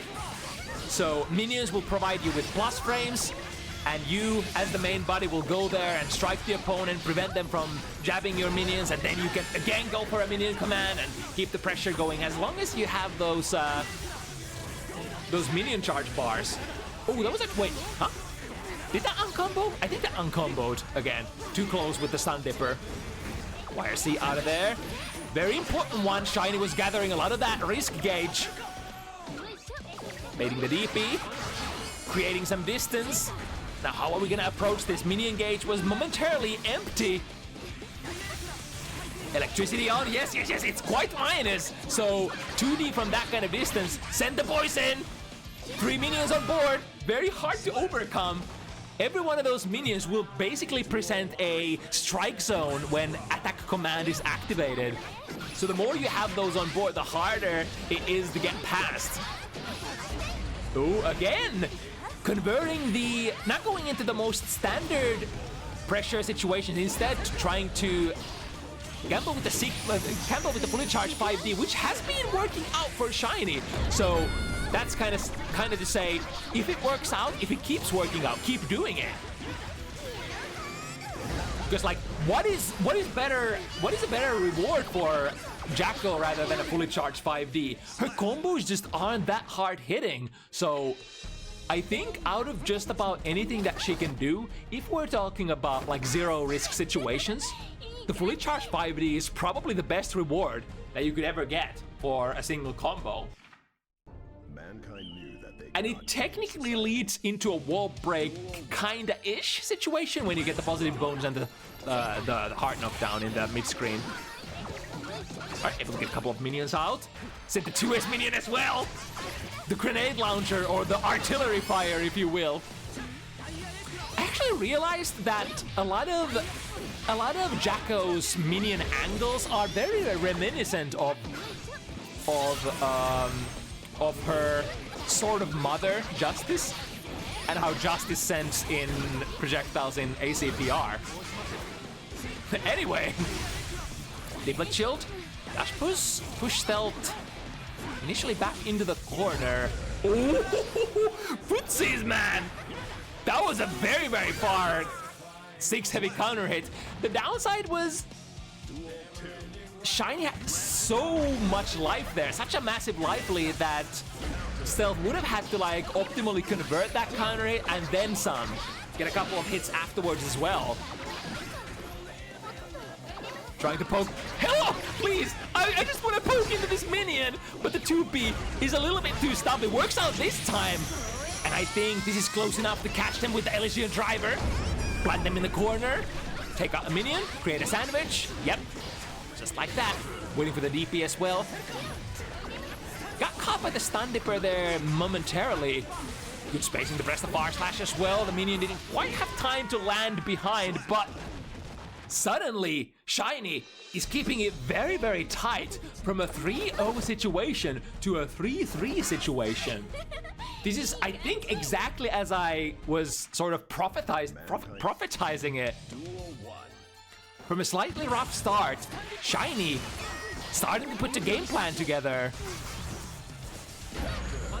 From the instant air dash, forcing Stealth to burst, then going under the fireball as well. Stealth reaches for the throw a little too early, which allows once again Shiny to try to get the pressure started. Oh, again, miss on the throw, I think, or was it a meaty maybe? So important to keep these. Oh, nice deep dash bar slash, but then the immediate reversal as well. The counter options are starting to come out faster and faster. Here's another one. I can do it reversal. I can do the reversal meterless, says Stealth. But I mean, unless your name is Sinkisk, that DP does not necessarily get the pressure started for you perfectly. So a lot of those times we'll have to go back to neutral and start from the start the RPS from beginning. Big 2D counter hit, put them in the corner, put the minions out there as well, and the opponent was a little naughty, tried to press something in there, or perhaps start to jump out or backdash. Nevertheless, the minion caught them. Ooh, and perfectly recognizing the frames as she's drifting in. She sees that your button seems to be very slow, and your button doesn't seem to be active yet. Therefore, I can go for my 2-framer, which is the throw, and catch you of that situation. Very important to realize when, like, especially in those drift blue RC situations where you're slowing down the opponent's frames, what is the situation that is occurring at the moment, and what can you do about it? Stuff like picking between going under with 6P, or countering them with your 2-frame throw, or do I have to backdash, do I have to jump? I have to evade their throw. Super important that you know your options in that kind of RPS situations. Once again, finding a hit here, trying to match your distance and maybe reach for an air throw, but it was all for not for Stealth, for Shiny. Ooh, wait a second. Wait a moment. Ah, the 2D. Yeah, the 2D has been working out pretty well for Shiny, and it's kind of like a mirror move in a sense, because like Stun Dipper is a hard move to deal with as well, and you would have to put out preemptive buttons on the ground. Some of your best, most active buttons, I'm not sure what that would be for Kai, maybe 2S? 2S usually sounds pretty good. But yeah, you would have to press those preemptive buttons when you think the 2D from Jacko is coming. Oh, Shiny picks the right angle here. Stealth predicted ground, whereas Shiny went for the air option instead and escapes the corner. And now, from the RC, what are we gonna do? Spend the meter? Or either the resources? Wait for a really comitative minion or attack command into attack command, and then was like, oh, you're not doing anything, or maybe you are gonna do something on the third one. And then went for a minion parry instead. Of course, that time Stealth was still respecting and not taking their turn back either. So now the momentum completely swings in Shiny's favor on her entry match on Bounty Hunters. Starting this zoning position, trying to poke into the minion, gets it this time. But it's super important to pick like the right option, like tool for the job. And a lot of times, like you would love to swing with your S buttons maybe, but they are very slow and they are especially very heavy on recovery. So more often than not, the buttons that you try to intercept minions with when they're incoming from the sky are like P or K buttons. Once again, collides with that freight train of a move. 2D from Jacko. Yeah, I wonder if Stun Dipper and 2D from Jacko collide, I wonder which one is gonna take the cake. I mean, neither one of them, it's gonna be from an equal frame. Ooh, hold that thought, we got a big counter hit here. Misses the combo though, that's unfortunate. That is one of the biggest hits for Kai to get, especially when the opponent is electrified. Because then you can go into those heavy DP reset combos, or not reset, but juggle combos. That's what I was trying to say. Half of her life gone from that good sequence. Ooh, safe jump. Kinda. Into, picks the right angle. Shiny tried to hover in the air with that minion in hand, and no attacking hitboxes have been produced. Stun Dipper into an RC, tried to go for a throw a little too early. The opponent still in throw protection frames, and now you're gonna go through the wall. That's gonna hurt a lot. Bam! I mean, maybe not as much as I thought. There was a lot of guts in there, I reckon. All right, the Sacred Edge is completely gonna whiff. So now the resource advantage is like not even ambiguously, just completely swinging on Shiny's side. And because the red is active, or was that blue? I think it was red. Was able to get a lot of chip damage from the minion command. Both players using the burst here, but the Jungie, the trusted old, you know, from a full screen position, you shall not approach me kind of an angle. And from a 3-3, we've actually evolved into a 6-3. Wait, this is six rounds in a 6 games in a row, right? Still got a 3-0, and then Shiny just converted into a 3-6 instead. Now, Shiny was able to do it, but would Stealth be able to do the counter momentum swing here? Would have to win 4 in a row. Looking so far so good until the combo drops. Yeah, especially the big damage combos in the corner have been the sort of the bane of Stealth's existence in this set. And heading into the first set point position here, Shiny looking very strong. After the initial rounds, no mercy has been given to the opponent. Lock them down in the corner. What's your option? SDP works out. If your opponent commits, for sure. Good shimmy. That's that good shit. That's the Street Fighter shimmy. Not going for a neutral jump, not going for a backdash. Just dash, like, walk forward, walk backwards, and then counter hit. But let's see if that's gonna mean anything here, or... Ooh, the SDP gets Stealth out of the situation. Both players have at least one bar, and this should be the kill, right? No, again, the corner combos! Please! The corner combos! Okay, we're still... Ooh, I was sweating there. The corner combos, they are dropping like spaghetti on the floor. But we'll have to work with what we have at the moment.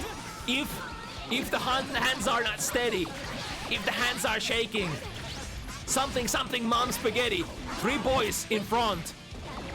Once again, landing the... Oh, I made it an EP as well. Shiny has 50, converts into the Elysian driver. This isn't gonna take the wall, but will put Stealth in a checkmate position. What can Stealth do with 50 meter? YRC is the option. Deflect Shield will not do anything because your opponent is back against the corner, and Deflect Shield only pushes away your opponent. What's friend for the 6K? We say YRC goes an immediate TP. Stealth has been doing that a lot, I think. Shiny might have actually remembered all the times that the YRC option was played during this set. I distinctly remember the RTLs and the couple of DPs. And again, we didn't have the meter for RTL this time, but the DP was certainly an option. Waits it out and takes the set with that bait. 7 straight wins.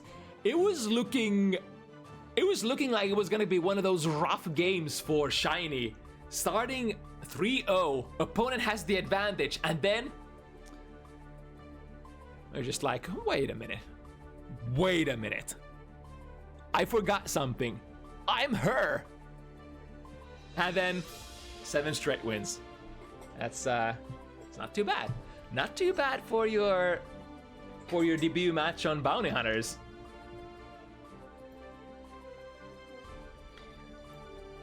Okay, our third Jacko matchup will be a little further down the line. Now, before we get to that point, we got a Testament versus May coming here next.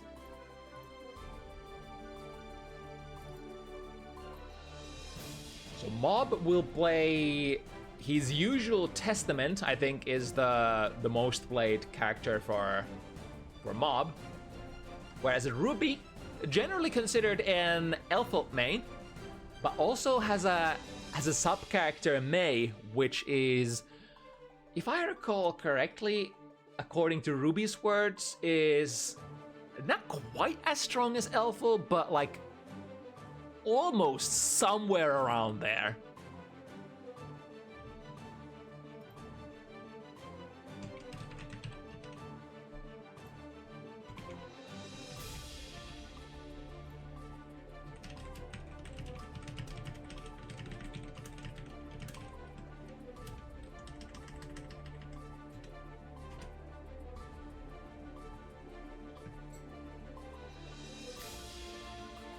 Testament, of course, a very welcome addition. Every time we get to watch a Testament match, I feel like it's they're a character that is probably slightly underrepresented for a decent reason. It's I would say the meta is just completely against Testament if we sort of try to figure it out how Guilty Gear Strive works at the most competitive of top levels. Because you are a rather slow character that has a multi-step game plan. Takes a little bit to get started. Not the highest damage character, not the most defensive character, not the most damaging character. Is like lacking all of the classic qualifications for like meta characters, such as like a lot of the big bodies are actually like top tier characters in this patch, especially. Like when you can deal a lot of damage and take a lot of punishment, you're probably considered like pretty good to go in Guilty Gear Strive. But Testament is a completely different kind of archetype. So being like a zoning kind of archetype, I think Guilty Gear Strive just doesn't favor zoners much. And there's a couple of different reasons for that. Like a lot of for one, the camera is zoomed quite in, so there's like not as much real estate to run to for these neutral based zoning characters. But also Guilty Gear Strive has a lot of sort of like, why should I not send it kind of moves that plummet yourself forward, can gamble into the opponent's guard, and it's really hard for you to keep some of the biggest gorillas out when they, you know, want to send it, want to send it and spend it. Let's put it like that. But let's see how this is gonna go. Let's see what Ruby is gonna be sending at Mob this time around. We are, of course, a very air-based character. Like there's a couple of different angles that May can play. You of course have all sorts of air shenanigans, She's always been a very, very air-based character in Guilty Gear, in past iterations as well. But she can also try to get a little bit of value out of some of her summons, not so much as in the past. Like, maybe your best bet is to like get like a beach ball out from a half screen distance, but like even those, like she's not necessarily a summon character anymore. But she is definitely a brawler character. Oh, perfectly placed, too heavy. That's a counter hit. Switches sides as well, MOB. Right from the get-go, showing the good stuff. I think Ruby was actually crouching there, so the jump, the Gatling ended up missing. And the 3K moves forward fast enough to outsmart the tracking of what is that move called? I always forget. Exabeast, Hungry Hippos. You know what I'm talking about. Ooh, sends a neutral crow there. That's a super good option actually against Mei. If Mei goes airborne, it's gonna be very hard to dodge that like charged crow input that. And when you charge it, it never like, even if you have a succubus marker on the ground, it's always gonna send itself forward as like a horizontal airborne kind of crow. As I'm speculating about that, Ruby has actually dealt quite a lot of damage on MOB here. Any hit is gonna be good. Once again, the upgrade Reaper is one of the best options to play for Testament. Frame trap into 2 heavy, that's gonna kill. Unless combo drop. YRC? Ah, the second hit. Would have probably even chipped MOB out there. MOB tried to act a little bit too early. Teleporting to the ground, straight into the 5 heavy counter hit of Ruby's. To the other side, that's what I'm talking about when I'm saying Mei's kind of tricky in the air. It's very fast with those air dashes and then has a lot of stuff that can modify her air momentum, such as the jump to heavy, jump D, or just come down from the normal angles with the jump slasher, jump heavy. Just like that, instant air dash jump heavy this time is what starts the party for Ruby into a split. This time an S Dolphin, always leading into RPS. Your opponent has to be ready to react to that and play that RPS, lest she is gonna keep doing those Dolphins and other stuff. Maybe even steal her turn out of the S Dolphin that is quite minus on block. Yep, sending the crow, getting the curse. Oh, but the stain is nullified immediately.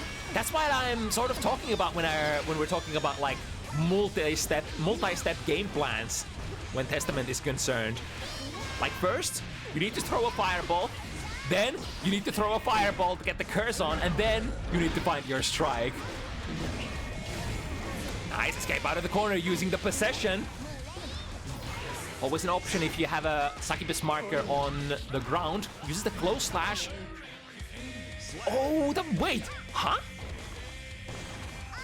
I think MOB was trying to go for a throw from that situation, because I think usually, oh, nice, a fireball once again into a very safe option to curse your opponent. But once again, the dash jump forward, Ruby coming in from an angle that needs to be addressed. Those anti-airs, like no matter what version of Guilty Gear you're playing, the anti-airs are always one of the most focal points of playing against Mei. Oh my god, Ruby even goes over the neutral crow. Mei has that. Aggressive burst into the corner. Ruby opting to save their burst instead for I guess the next game, or perhaps the next situation. I mean, even if you don't use the burst like if the opponent ends up getting the pressure back, then you can use it, or maybe you can use it for a wild assault if you don't manage to find the hit. To the corner, doesn't matter. Oh my god, it waits for the burst as well. Of course you would want to burst from that big aerial close slash counter hit, but alas. Ooh, gutsy. Yeah, this time goes. That's the pressure string I was waiting for MOB previously from that jump-in situation. Should get an anti-air here. Oh no! Even with the slowdown frames, Mei is very tricky. And it's hard to sometimes keep up with the pace when you are playing. Oh, nice cancel. into a curse. Gonna get a plus frame from that Arbiter sign touching the cursed Mei. Normally those are slightly minus on contact, but if you have stain applied, you can make them slightly plus, although those plus frames are a little hard to utilize for any sort of follow-up pressure. They're usually gonna help you setting up your next fireball and go back to neutral. Oh, that's unfortunate. The fireball completely whiffs, and Ruby comes in from the rear with a big counter hit, and then the pressure, the reset. 5D, nope. YRC gets there just before. And instead of going for the curse, opting to teleport forward, 6P works out. Rare 6P from Mei. Mei's probably like the one character that has, like, there are a couple of characters in the game who have lackluster 6Ps, but Mei's is like one of the bottom 6Ps ever. I feel like it's good for like maybe ground footsies, but as an anti-air, I think there's never even a cancel out of it, so the rewards are kind of bad and the frame data is not the best. Oh, bamboozled here. Ruby reaches for the reversal, puts the opponent back into the corner, puts frames from the up dolphin heavy version. Oh, and there, the hit confirm into an RC, or I mean, you would usually RC that anyway, so if the S dolphin is blocked, your pressure goes on. Or if you find the hit, your opponent can consider their life forfeit.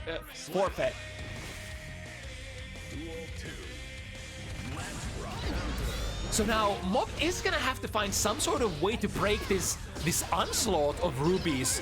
The up dolphin, ooh, the counter strategy would be to micro walk out of the corner so that Mei corners herself. If you don't do anything though, that up dolphin is gonna always be plus and a very, very tough situation to defend against. Ooh. A little bit of stutter here in terms of the connection. Straight into the stain. The stain stays on. And a conversion from the pop. Now Ruby completely loaded on that 100 meter. Oh, too heavy. Is it gonna get punished? No, it recovers fast enough that whale, especially on full screen, is quite slow to start up, and the whale itself is gonna have lots of travel time. Plus frames on the up dolphin. And then into the S dolphin, waiting for the burst, but the burst never comes. Would Ruby burst here? Apparently not. Is it gonna connect though? The opponent is really far away. Yeah, it's that unclean hit, but the backdash shimmy, no conversion. Waiting for the burst again? But you can only wait for it for so long, and this time Ruby commits to the burst bait. We have one more burst, one more stock of YRC, but then the shimmy, the backdash shimmy into a big 5 heavy counter hit will put the nail in the coffin. Ruby is just a little further ahead on the reach this time around. There we go, there's the 6P. Yeah, when we were talking about how sort of puny Mei's 6P is, but then we have the other side of the spectrum where we have the Chad 6P, one of the best ones in the game, that is Testament 6P. So I mean, if you have the angle, the 6P will definitely take care of Mei's instant air dashes. The problem is, she's not always gonna instant air dash. In fact, she will probably utilize a lot of different angles because she knows that, yeah, exactly like that. For example, instant air dash over, bait out the 6P, and because they sort of, what's the word? They homogenized all the 6P recoveries. Now, Testament, who had, I think, relatively fast recovery on their 6P previously, is much more vulnerable, much more whiff punishable now. So it's an actual big commitment to swing that thing around. Nice, using the new crew crawl into good juggle combo. Still had the succubus marker in there, but didn't utilize that for anything. Split. I think this you can kind of mix it up with the split and the up dolphin. So the up dolphin will cover blocking options, and if the opponent tries to do something else, then you split and go for some sort of a strike instead. Yeah, I think the split will never make you cross up, right? Even if the opponent is micro dashing forward. Right, here comes the conversion. Ruby choosing to hold on to the burst. I like that option. For even if MOB finishes that sequence, it's not quite gonna put you in a in a checkmate kind of situation. Oh, the classic fake with the high arbiter sign, go for the low instead. Because the high arbiter sign is the one that you can react to and what players are gonna be trying to react to. Swing with the 5 heavy. Very May kind of things. And into the pressure. May, of course, one of the privileged few part of the +3 close slash club. So once she gets into the mauling distance, she is a very, very effective character at delivering the strike throw. Ooh, was an interesting situation, not canceling into anything, so landing, feeling like landing almost into like a kind of a minus frame situation and getting thrown by Mob. Immediately goes for the red wild assault. Do we have an anti-air here? No, not wanting to commit. But then Ruby plummets themselves forward at such a high angle and landing straight into, like, even if that produces like a couple of plus frames, it is still gonna be quite vulnerable against a landing, a throw on the landing, right? Because you're contending against the 2-frame button. Now, I think it was a, yeah, that was a opening point for Mob. All right, burst out of there. Nice double jump, avoiding the neutral crow with the 6 heavy hits, but no, the follow-up isn't quite there. Charging up the full up fireball. That is quite a lot of plus frames, but Ruby still not afraid of anything. I mean, if I'm not being frame trapped out of these block strings, then I'm just gonna press buttons. That's a very logical sort of conclusion that you can come to. S-Dolphin into buttons. You're gonna be pressing one of your faster buttons to be able to counter after that. I forgot what the options are for a Testament. 2S is probably one of the go-to RPS options. Like S-Dolphin, Testament goes 2S. May should be able to press any buttons there. And should have the backdash, maybe? Or maybe 2K? Is 2K? 2K should be a good option as well. Because Testament has a very, very long-reaching one. But man, Ruby is just all over. As, you know, as May players tend to be. That's another really good starter. Into plus frames. There we go! There we go! That's the frame trap! Show them the frame trap! Don't let them just press that fish. That dirty, rotting fish out of your plus frames. And just like that, Ruby's almost all of the life is gone. Okay, that's a lot of plus frames and a lot of security. Mob tried to really draw that burst out of Ruby, but I think at this point, Ruby just probably wouldn't burst. Steals the corner, gets the hit. Mob steals it back with the use of YRC. 6P, yep, again. Never come in from an angle that can be 6-speed. When you're against one of the best 6P characters in the game, bait it. Oh my god, no response.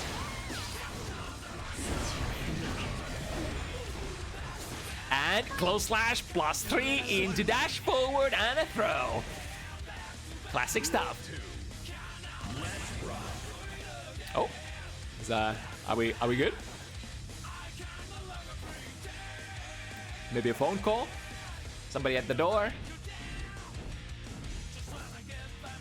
Cat crawling onto your lap? Alright, maybe we're ready to go. Yep. Back into the business. And teleports into the corner. That could have been really bad. Holy, Ruby actually sending a jump heavy here, which frame traps Mob out of there. And then the big 5 heavy counter. He drops the combo. It's so funny. Ruby dropped that combo and he almost just single-handedly just decimated all of Mob's health. But I mean, she is that kind of character. And then the nail on the coffin, instant air dash, jump K very early, whip it in the air, go into a throw. Classic stuff that a lot of characters in Guilty Gear Strive can do. And now I'm wondering, what can Mob do here? The biggest problem I feel like against a character like May is that the risk reward is very hard to get in your favor. I mean, you can establish control for sure, but one thing you have to have is a very active anti-air game. Ooh, that was a clean whiff punish! Going under with a 3K!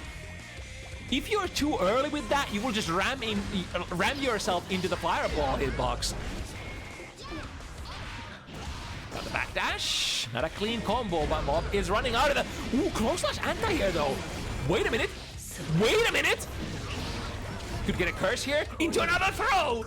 No curses here. The curses haven't been doing anything for Mob so far. I mean they are doing something, but Mob basically is like, fuck it. I'm just gonna go with the big rewards on Oki. Teleport in. Go for the strike throw.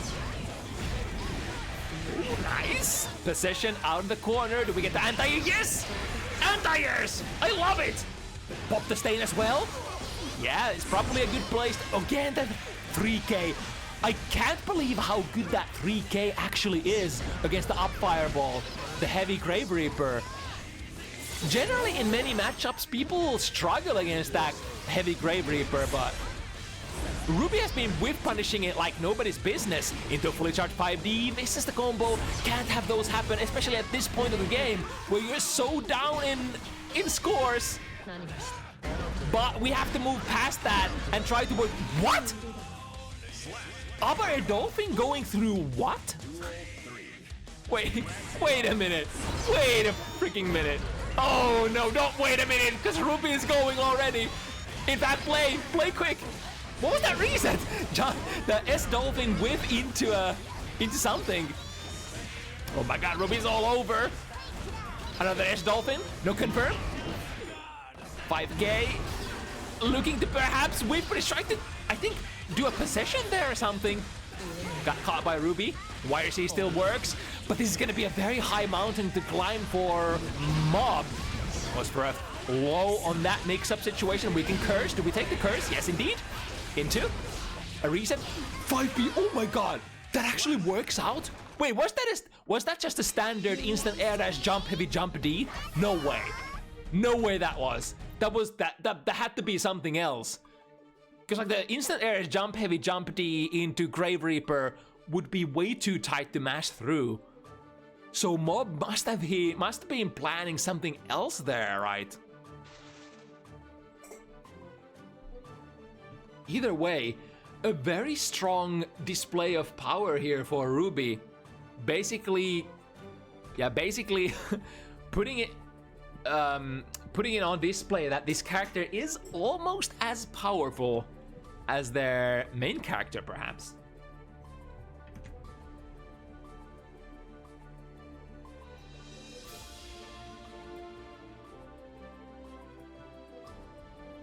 Okay, high-level gameplay coming up next as well. Brisa del Ocaso for the first time on Bounty Hunters.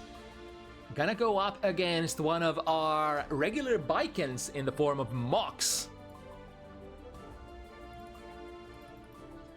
In a rare type of matchup, I mean, pretty much every Milia matchup in modern patches of Guilty Gear Strive is a rather rare matchup because I feel like a lot of Milia players just quit at one point.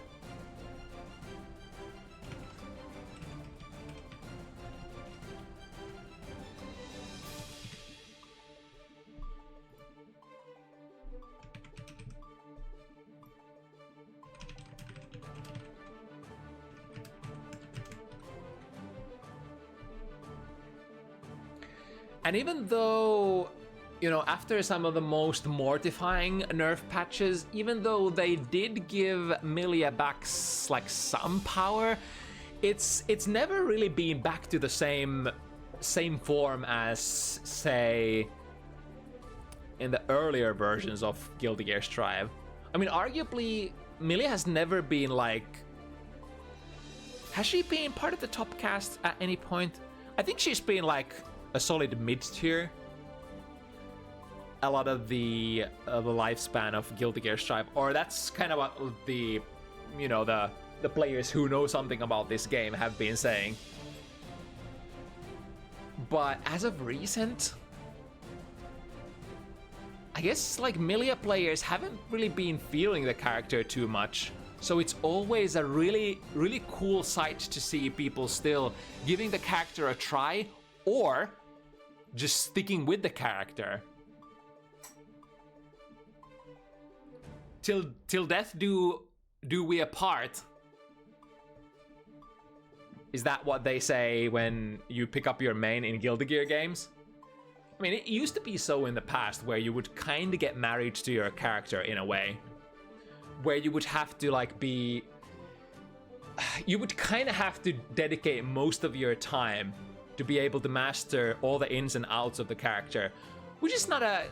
which is a conundrum that has kind of changed in Guilty Gear Strive. Where the characters are a little bit more homogenized and a little bit more interchangeable, if you will. So hopping between characters is a little easier. Alright, but anyway. 2 set play characters. The differentiating factors here are for Milia. Milia is more, maybe, has more power in the neutral and the mobility department. She's very, very slick. Can move around really fast. Has some good neutral pokes. Baiken, though, not the best at neutral. Baiken boasts with strong defense, especially with her unique defensive options, such as the parry or the quotations guard cancels, but also with her high damage, which is definitely not a department that Milia can comfortably say that she belongs to, I guess. I mean, Milia can do damage, of course, but her basic game plan usually revolves around like doing low damage combos and then just looping your Oki if you can, like so. Here we go, reset into another one.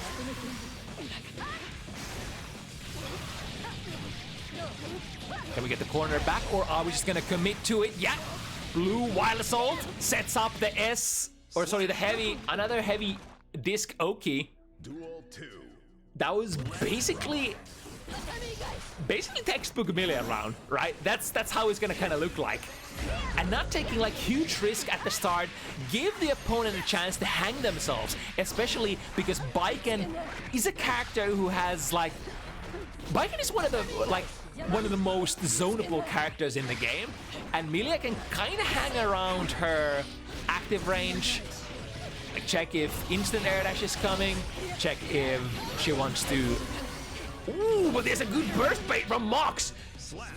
And the consequences are gonna reverberate throughout the rest of this game. Mox is gonna move into the last round here in the game number 1 with full burst bar, where Brisa has absolutely none. So especially important. Yeah, that's exactly what I'm talking about. Is the instant air dash coming? Is the instant air dash jump slash coming? One of the favorite tools for the Baiken players to get it started. If it is, anti-air it.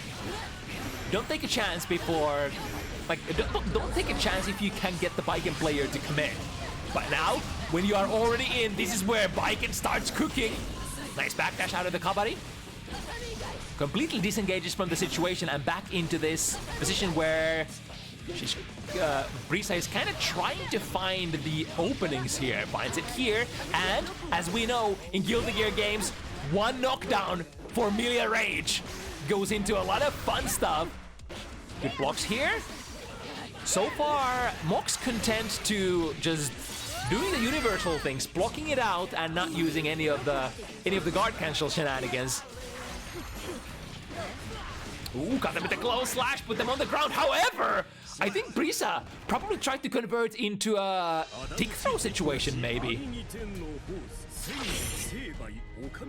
Which allowed the opponent to get a reversal in between. Wait, was that the first game, or did I miss a game before? It's felt like quite the chess match here, back and forth. Yeah, I think that was the first game, right? It just took a little while. Yeah. Okay. Thank you. Right now into the mix-up to the other side. Ooh, you guessed wrong. And the tether is still attached, so gotta be super careful. Oh, okay, so Mox didn't commit into the air throw, but instead came down with the button. Yozan connects on the drive-by situation, producing plus frames for Baiken, but there is a great jump K air-to-air for Milia. Into the blender you go, the reset, and now Mox does have a lot of tension, but you kinda have to, like, if you wanna use your tension option, you gotta input into the right direction.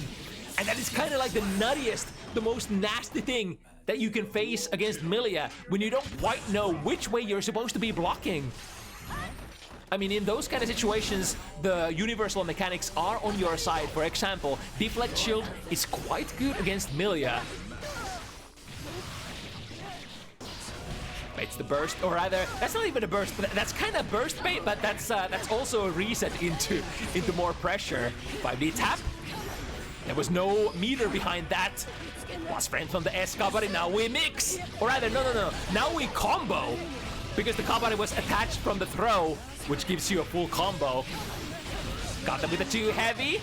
Brisa will probably hold it for, it would be kind of a nutty play here to go for the hero burst, instead of just taking a full blood bar or HP bar like this. Ooh, that was a very, very far-reaching Kabari. Got the backdash there in the end. Plus frames into... Gotta be very careful here. Attaches it again! And the instant air backdash jump slash catching the throw. The 2D mash into... Oh, a beautiful jump K! Look at that interception. Into a close slash. Mox says, get me out of there. Spend 50 with the YRC. And uses the plus frames from the safe jump setup to just attach the S Kabari again. I think Mox is one of those Viking players who doesn't necessarily have to force the mix-up or doesn't necessarily want to force the mix-up situation. She likes going for the S Kabari as often as possible. And if the opponent is sleeping, you are gonna be seeing a lot of resets into that as well. And it is a very powerful tool, sort of forcing you to hyper focus on that one thing, where you kind of have to press buttons against it. Like if Baiken is canceling into the S Kabari a lot, you have to contest it. There's no way. But luckily, it's kind of the same conundrum as against Mei, where you can react to Kabari, and if it's the heavy version, it's inhumanely fast to react to. So like for example, if your counterplay is 6p, you're already gonna be in the block stun. But if it's the S Kabari, then your 6p will actually beat it. It's kind of that kind of thing. Alright, finding a close slash. This should lead into decent damage. The Artemis will also be a very nice option to increase your corner damage if you can go into those hard loops. I think the Artemis loops are a little difficult for Milia, if I recall correctly. And a clean 6p, yeah. You have to bring that into this matchup. Just like with Mei earlier, Baiken is a matchup that you are probably going to lose if you don't have a very good, consistent, active anti-air game. Because we were... Ooh! Got clipped by the Around the World, aka Yozan. Completely whipping the follow-up of the heavy Kabari. Going into more. Ooh, that's definitely an option. So using Mirage to go under. Mirage has, I think, upper body invulnerabilities, or rather, I guess, low profiling qualities. Whatever way you want to put it. Into a mix-up, just front this time. Ooh, and because that Kabari was still attached, was able to double it up in the follow-up situation. It is never over. The pressure is never over until the S Kabari is detached or the Kabari wire is detached. But on the other hand, you can kind of utilize it for yourself as well, because I think the physics of the wire work identically. Of course, like depending on your character might move in certain different kinds of ways, but I mean, both players can utilize the fact that you're being pulled apart all the time. Sorry, not pulled apart, pulled together, of course.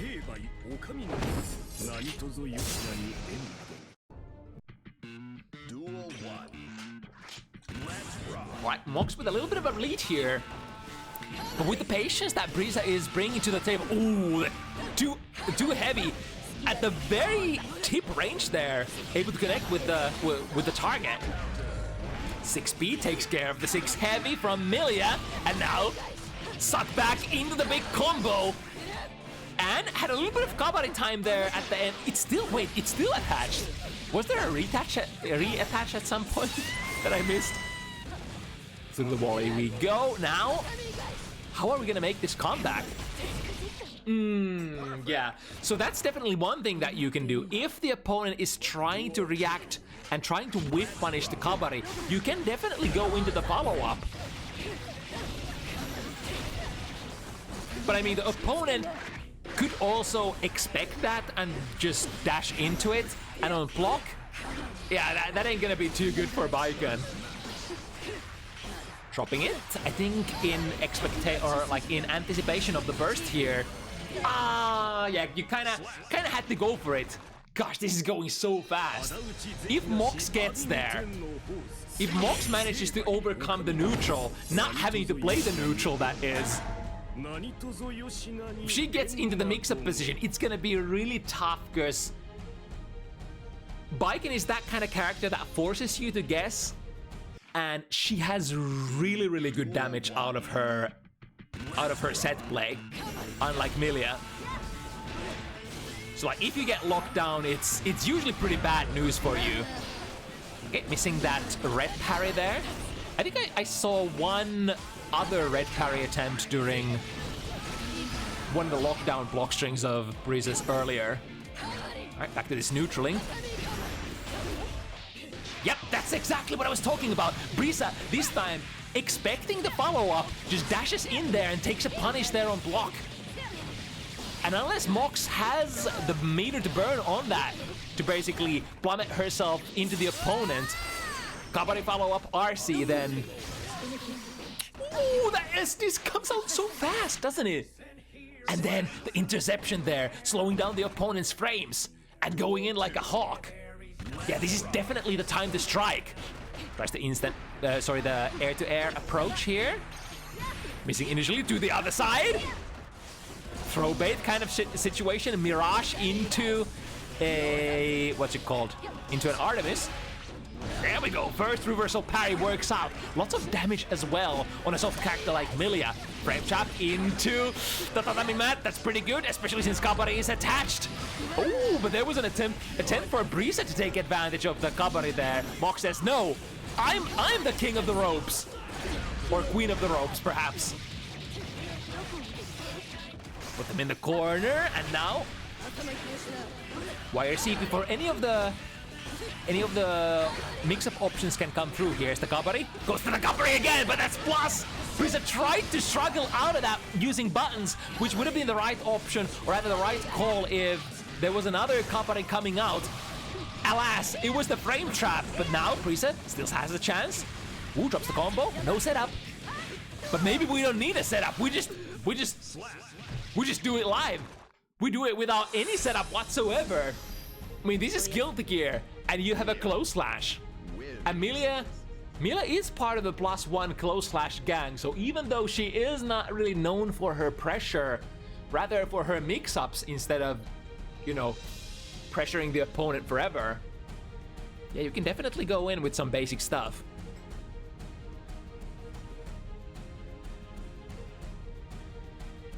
Alright, taking a little bit of a breather here. Important to do so before it gets out of hand. And Mox, once again, how are we gonna get in? That's how we're gonna get in! Late air dash jump slash into a successful interception. Artemis makes things a little bit tricky, not knowing which way to block.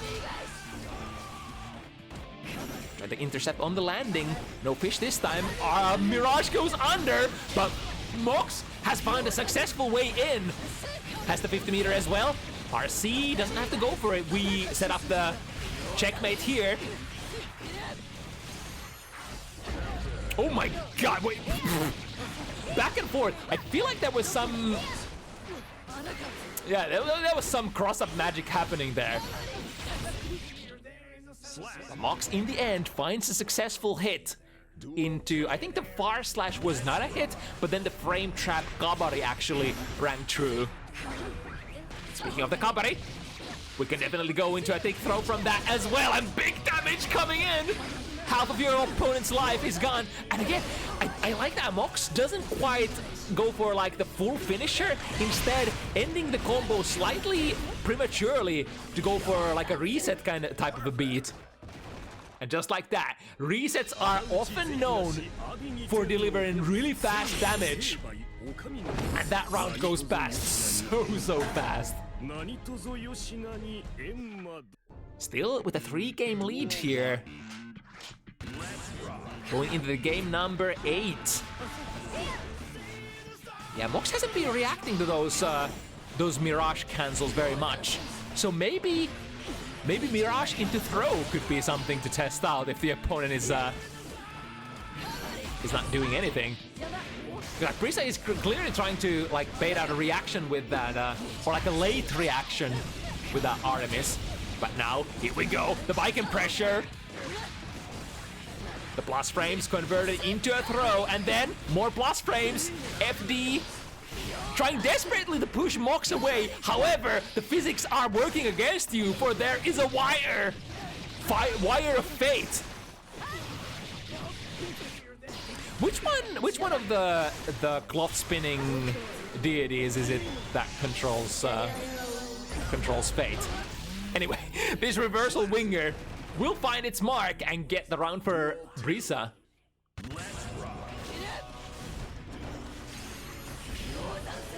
Barely missing with the Yozan. It was very dangerous. Jump slash. Brisa is working back a lot, so there is a threat of negative penalty,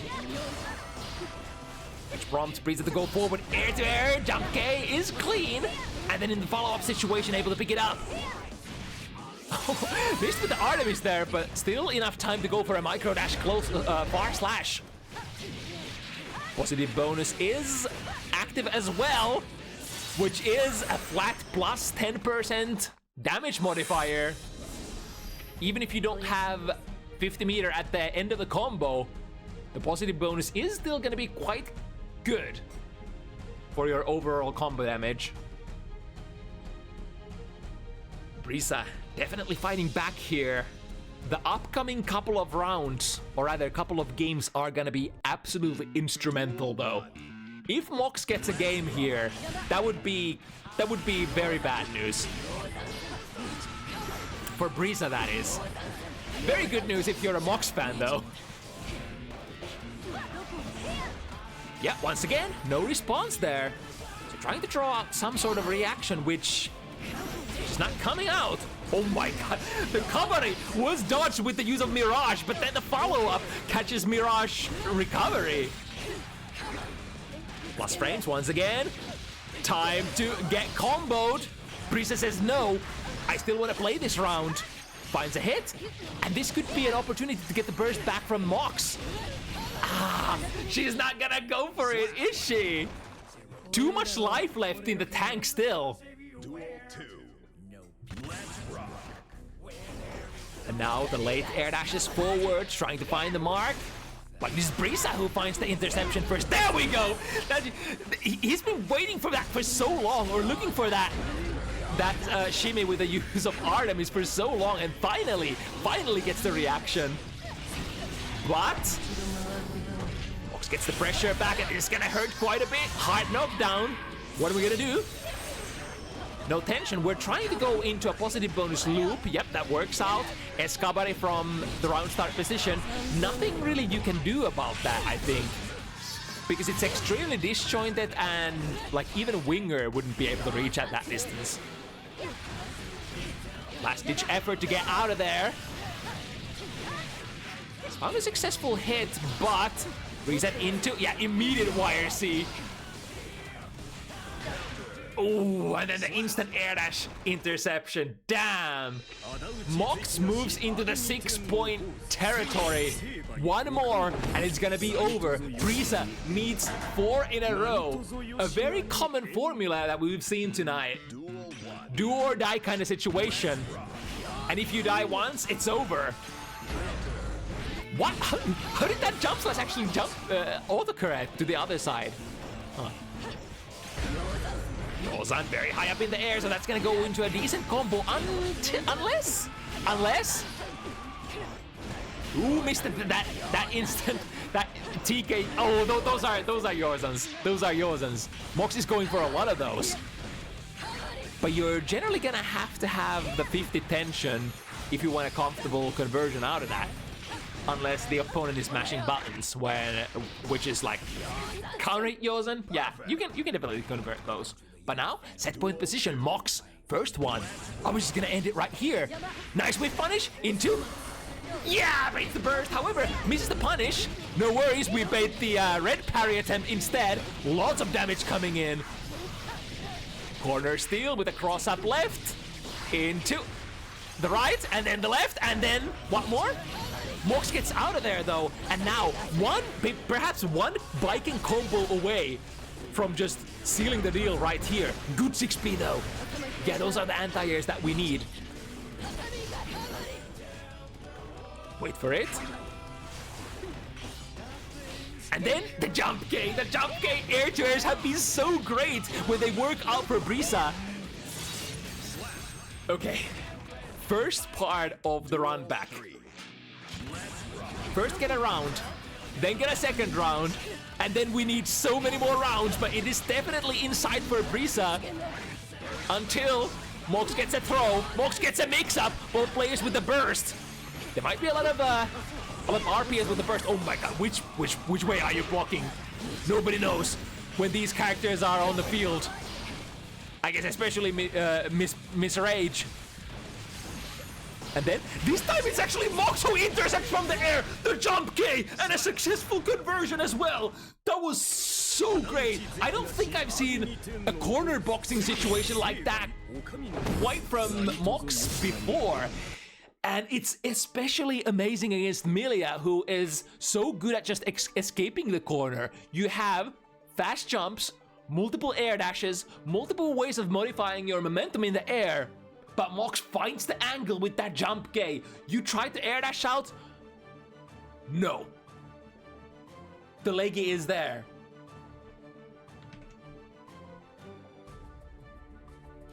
And a successful gatekeep on the debut match here.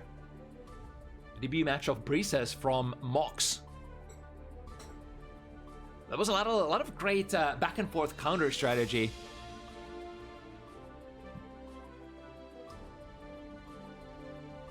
We've got 2 more to go, out of which the Jacko matchup is gonna be the last one. Before we go into that one, we've got Civ versus Phantomicious.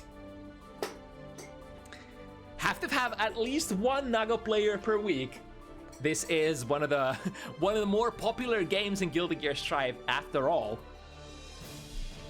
And I mean, we have a lot of Nago players on Bounty Hunter's active roster as well, so would be a strange event if there was at least not 1 or 2 Nago players.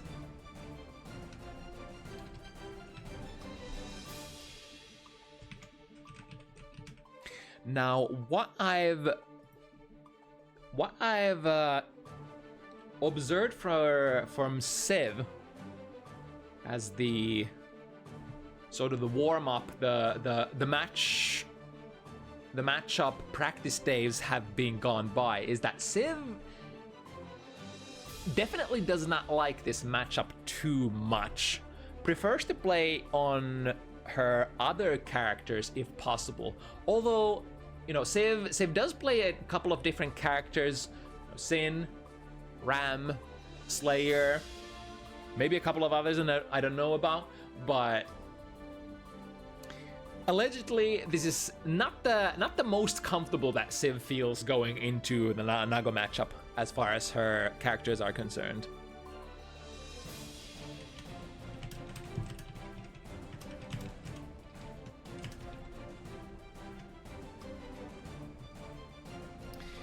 Ooh, and Phantomicious with that blue aura as well. The mark of grinding. Moving into the lobby.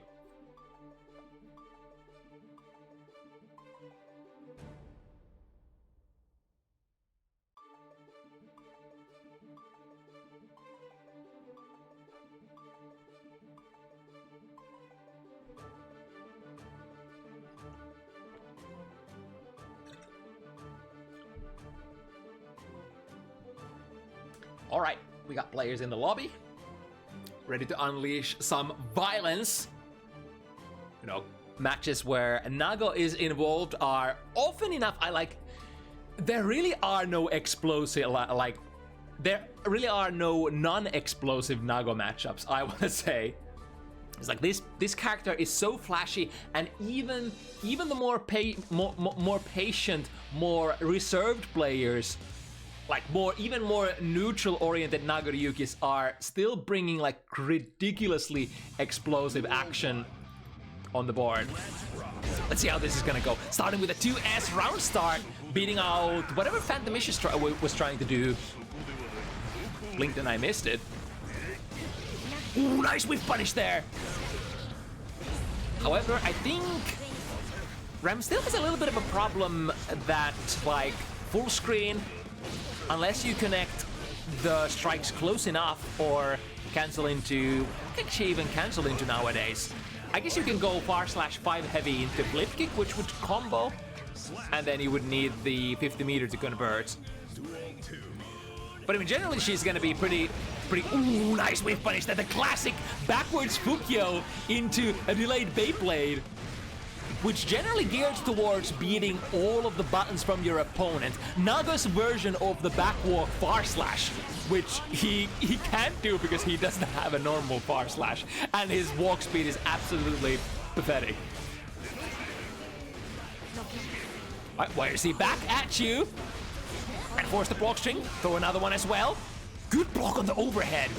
But the second one, sword should be coming back rather soon, and this counter hit close slash is gonna buy even more time. And now, here they come. Time to block the pressure in the corner. Throw the second one, 5D tap. Phantomicious has been able to block 3 overheads in the row.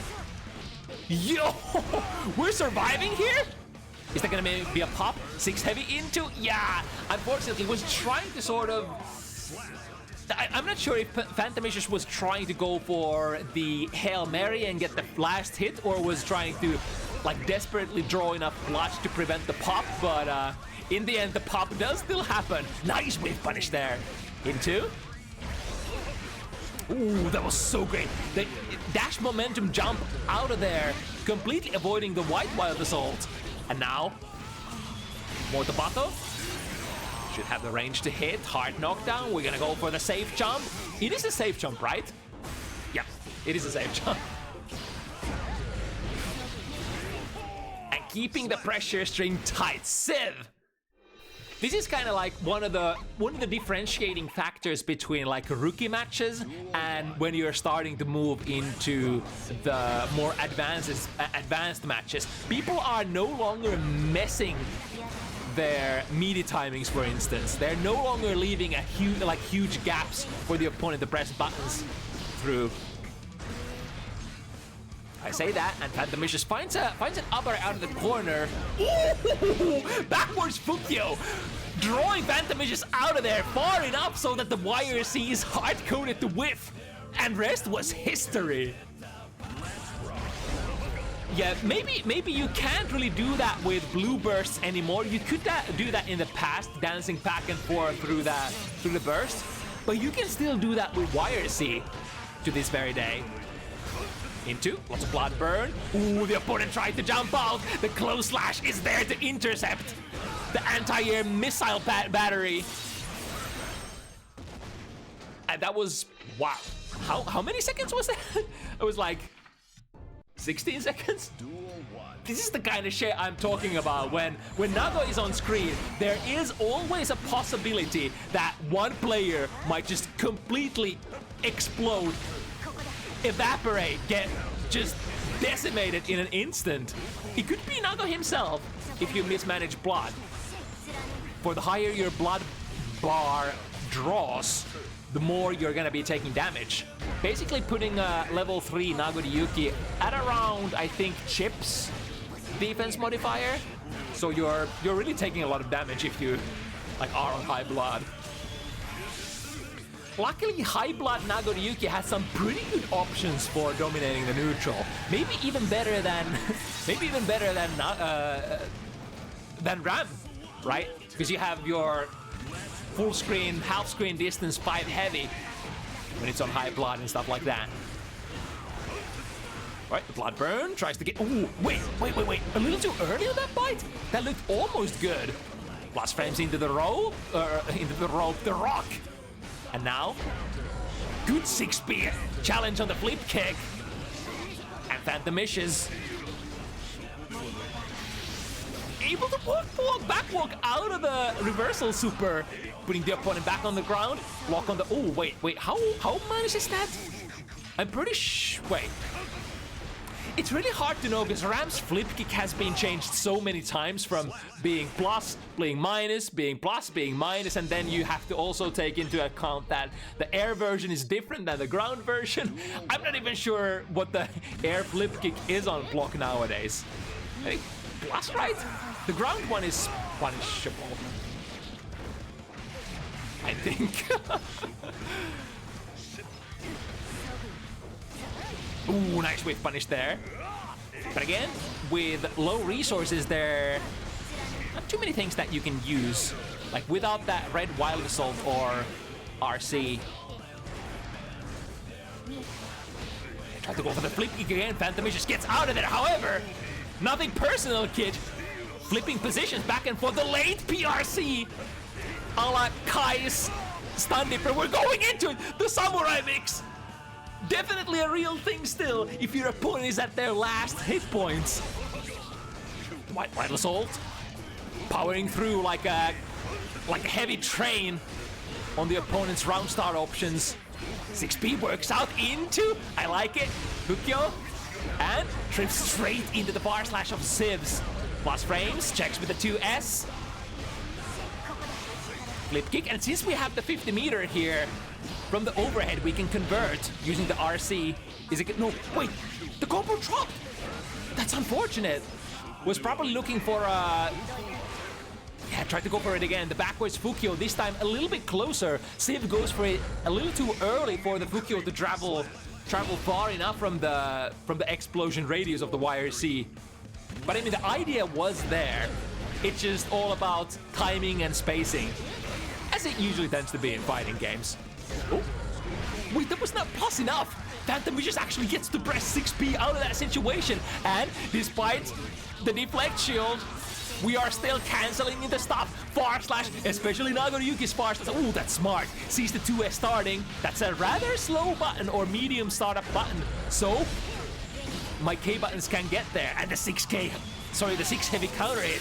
Through the wall we go. Phantomicious, full burst. Full tension. Full burst soon as well. But I think that's not gonna happen soon enough.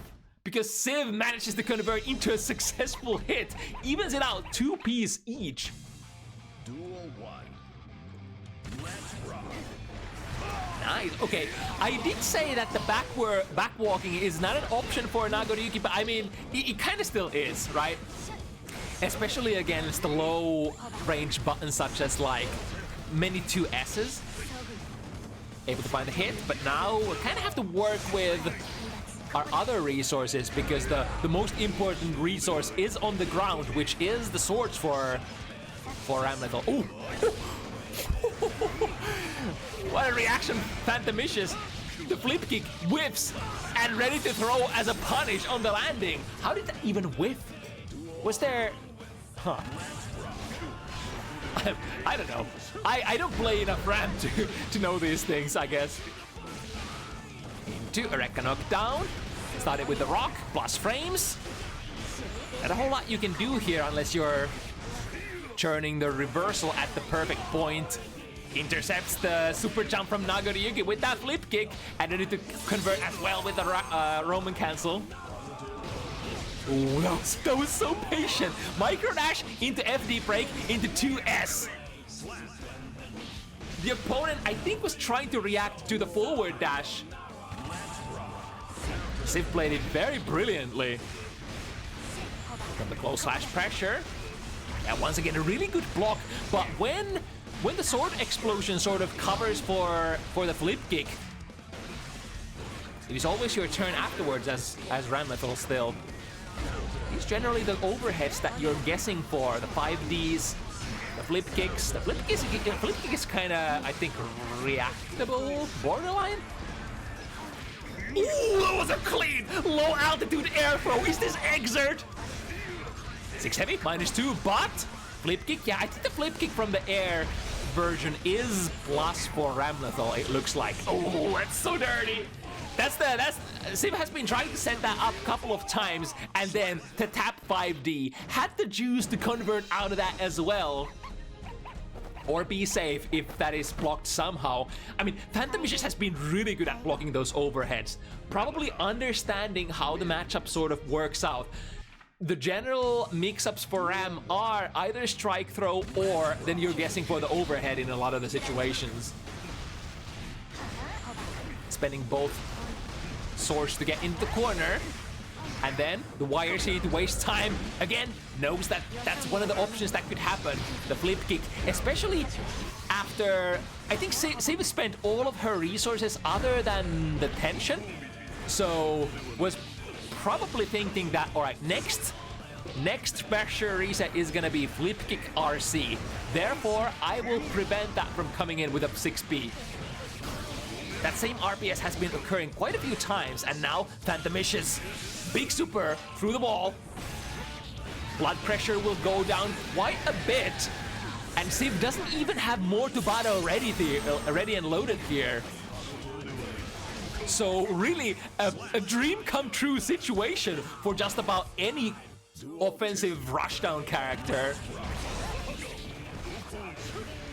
White Wild Assault powers through the round start option once again. Quite a bit of commitment. It does cost 50 burst after all, but if you find the hit, especially with the full charge, it's quite nice.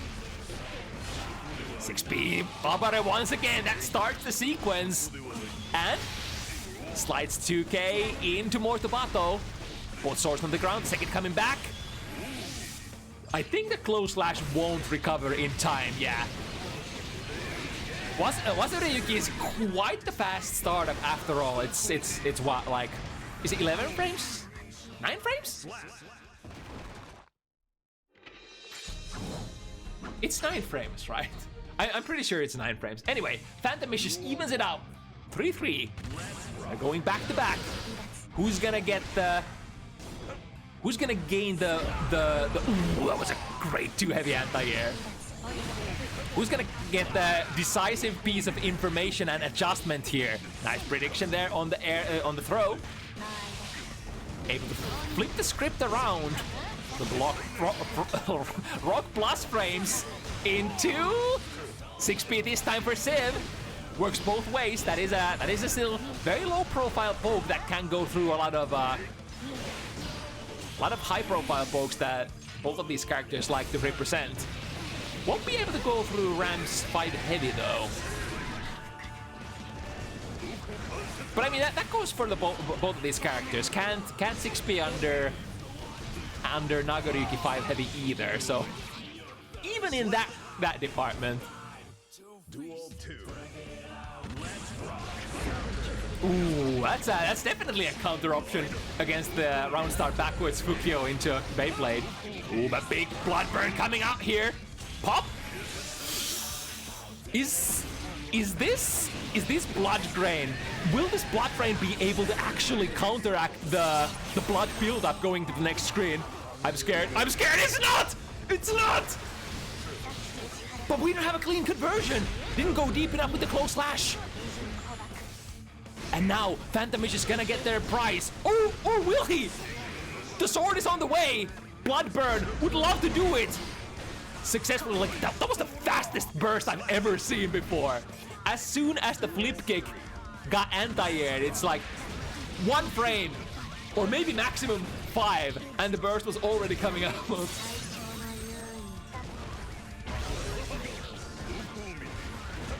Wild Assault in, and then force your turn. Ooh, that's gonna go through. It's the unclean hit, and then, oh my god, yeah, of course it's still gonna kill. In fact, if they got the clean hit, if they went into the animation, that would have not been enough, right? Maybe? I'm sure. Phantomicious in the lead once again. What will happen next? Stay tuned for the next round of Guilty Gear Strive. Yeah, time is of the essence here for both players, as Civ would love to waste as much time as possible for those swords to come back. Nice recognition there, so that there was something high profile, aka 5P going on, and went for a 2K instead. Now from the 2K, stagger pressure. Is a reversal gonna come through? Ooh, spends the +10 on a throw, and then baits the Mortobato. The swords are nowhere to be found, or at least one of them. But the swords really don't matter in this case, for the opponent is just on the defensive, and unless Ram has 50 meter, she's not gonna have all of her crucial defensive options ready to go. Forcing both the sword tosses, opponent in the corner. Ooh, nice shimmy there. Or rather, spacing perfectly outside of even Nagoriyuki's throw range. It was I thought it was a huge commitment, but it paid off, and Civ definitely no stranger to this kind of gameplay. 6B, getting out of there. Ooh, but getting thrown for his troubles. The 2K, does it recover in time? No, not quite. So this is gonna be quite the boon here. Once again, Yuki draining blood back and getting the heart knockdown. Tries to avoid the YRC again with the backwards Fukyo, but it just does not move backwards fast enough. Cursed acceleration and a high approaching sword destroys the 6P from Phantomicious. Starting with the blood burn once again, but as long as we get the opponent blown down, or rather knocked down, Civ understandably uses a lot of her resources to get back from that screen spacing deficit. Ooh, the 5 heavy is actually the anti-air button, this time against the flip kick. The flip kick has quite the slow startup, even though it's like borderline reactable. If you commit to a poke, yeah, you can definitely smash Ram out of it. And even if it was fated that Phantomicious was gonna pop there at the end, doesn't matter. It's just a damage bonus after all. I mean, popping does not matter. It does not count if you already are on a killing combo. And now Phantomicious, looks like Phantomicious has been the one who's been able to figure out something crucial at the most important of timings. From that 3-3 into a 5-3.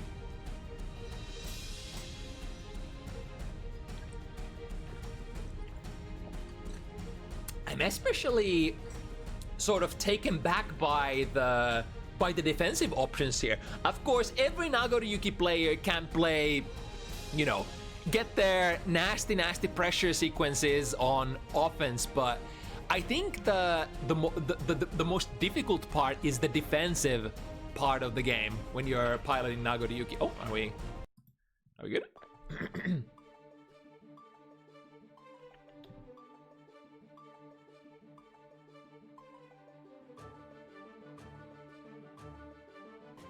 What's going on here?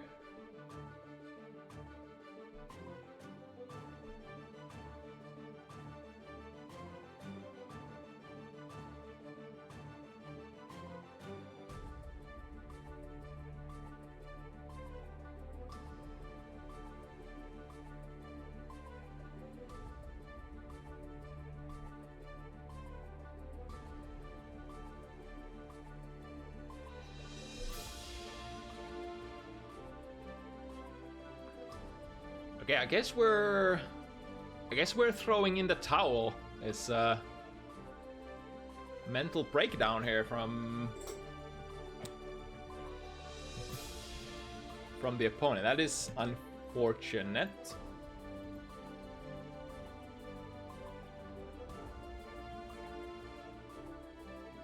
It was rather even as well. It's like, well, not gonna dwell on it. It is what it is. And hoping to definitely see Phantomicious in future editions of Bounty Hunters. Even though we didn't get to finish this one this time. But we have one more game to go before the night is done. This is the North American clash. sneakysquid and Ryugaki. Both on their debut matches on Bounty Hunters.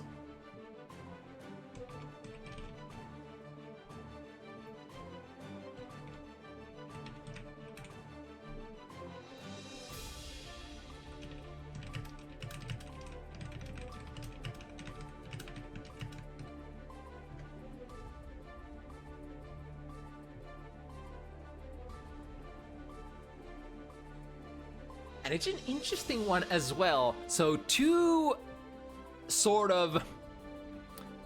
characters who sort of transition from zoning into set play. Bedman, of course, tries to emulate some of the best guard crush loops in the game, a la Johnny, a la Goat-Lewis, whereas Jacko tries to work with her minions, using the minion gauge to extend the pressure as long as possible, usually not having like the most amount of mix-ups in there, but making it very, very hard to interact. Making the pressure very hard to interact with for the opponent, especially when you move, when you're pressuring the opponent into the in the corner. Sorry about that. Oh, it's been a long night. But one more to go. Razor colors on that bed.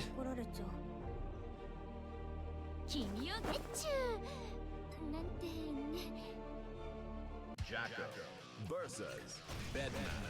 So Bedman is a character who can maintain interesting air positions, so there's probably gonna have to be some sort of adjustments to the angles that Jacko generally wants to send the minions to, especially if you're, ooh, look at that. The jumps, ooh, hello, are we good?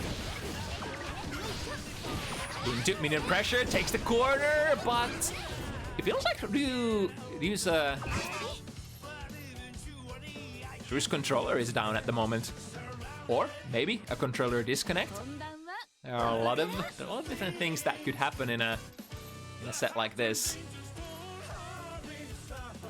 You're just raring to go, but then it's the doorbell, or your USB device disconnects, or a slew of other potential problems.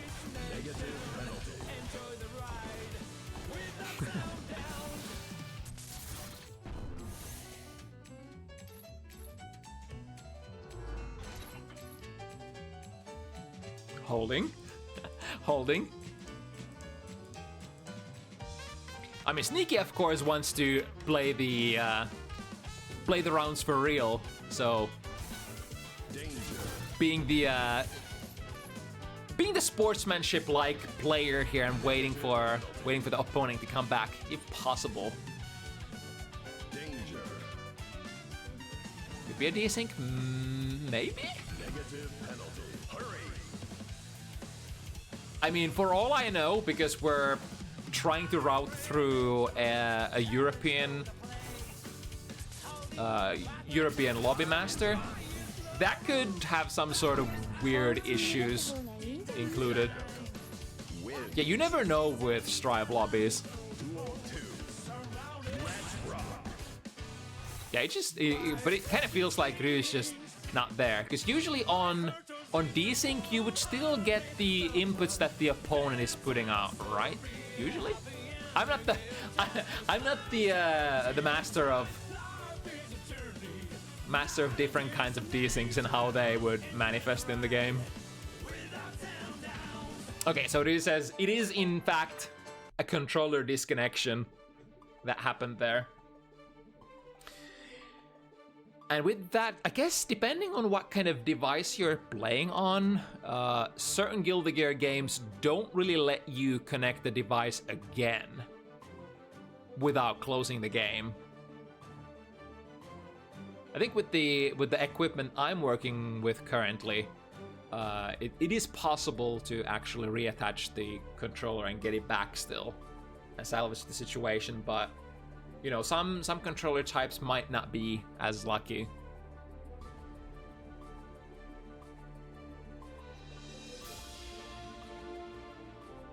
Yep, no problem. at least it's like it's best that the the technical difficulties happen happen at the start of the set rather than towards the end of the set, where it could be such a heartbreaker if a set gets decided because of something like this. But anyway, let's redo that. Hopefully the controller will cooperate for the rest of the set and jump right back into it.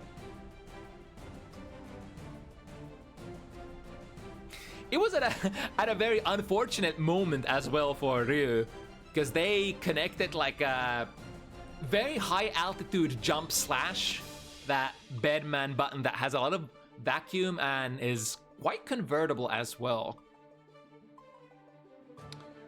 Oh, do we have other sorts of problems here as well? I see Sneaky saying that I can't see the opponent on my screen. Well, let's see how it goes. Praying here. I mean, we can always have one of the players host the lobby instead of me, if that might help. Right. Let's see how it goes. We got minion pressure right off the bat. And the important here is trying to balance your minion gauge, and perhaps when you do in fact run out of minion gauge, activating the blue buff. Ooh, nice snipe on the minion here, and with Bedman's super fast walk speed, I mean it's not really like the fastest run speeds in the game, but it is rather fast considering that you get the instant acceleration. Ooh, that was kind of cool, using the Beyblade as a sort of makeshift command dash to go under, and now times it perfectly with the deja vu and the corner boxing that from the eight-way dash into, was it I think like going downwards and then defending the airspace with jump slash. Sneaky able to get out of the corner, playing the F-Shiki and switching the positions as well. This is pretty good. Again, Ryu was trying to go for the hyper fast walk speed out of there under the minions, but Sneaky not quite letting the opponent get out off the hook that easily this time.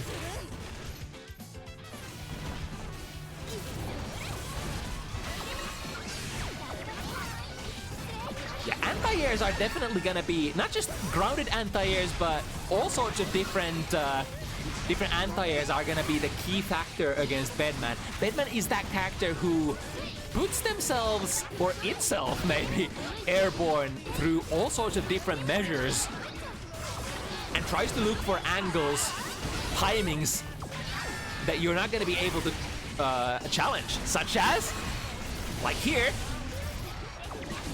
queuing up the projectile deja vu was, I think, nullified because the minion throw, but the far slash from maximum distance able to convert, and yeah, Sneaky knows that that would be a really bad spot. Drift straight into the active 2K was it. And a 6 heavy, not really able to combo out of that, even though it's a massive counter hit, but able to set up the house, and now with the massive. I think there was an install super active there for a moment, which helped Sneaky to keep that minion gauge up and able to deal a lot of chip damage with that as well. Sneaky taking the first one. In fact, the minion gauge recovery was so fast that was that actually a red buff there? I blinked and I missed it for a moment and missed a complete install, but it must have been because there was like a buff around Sneaky's minion gauge that time. Good blocks by Ryu.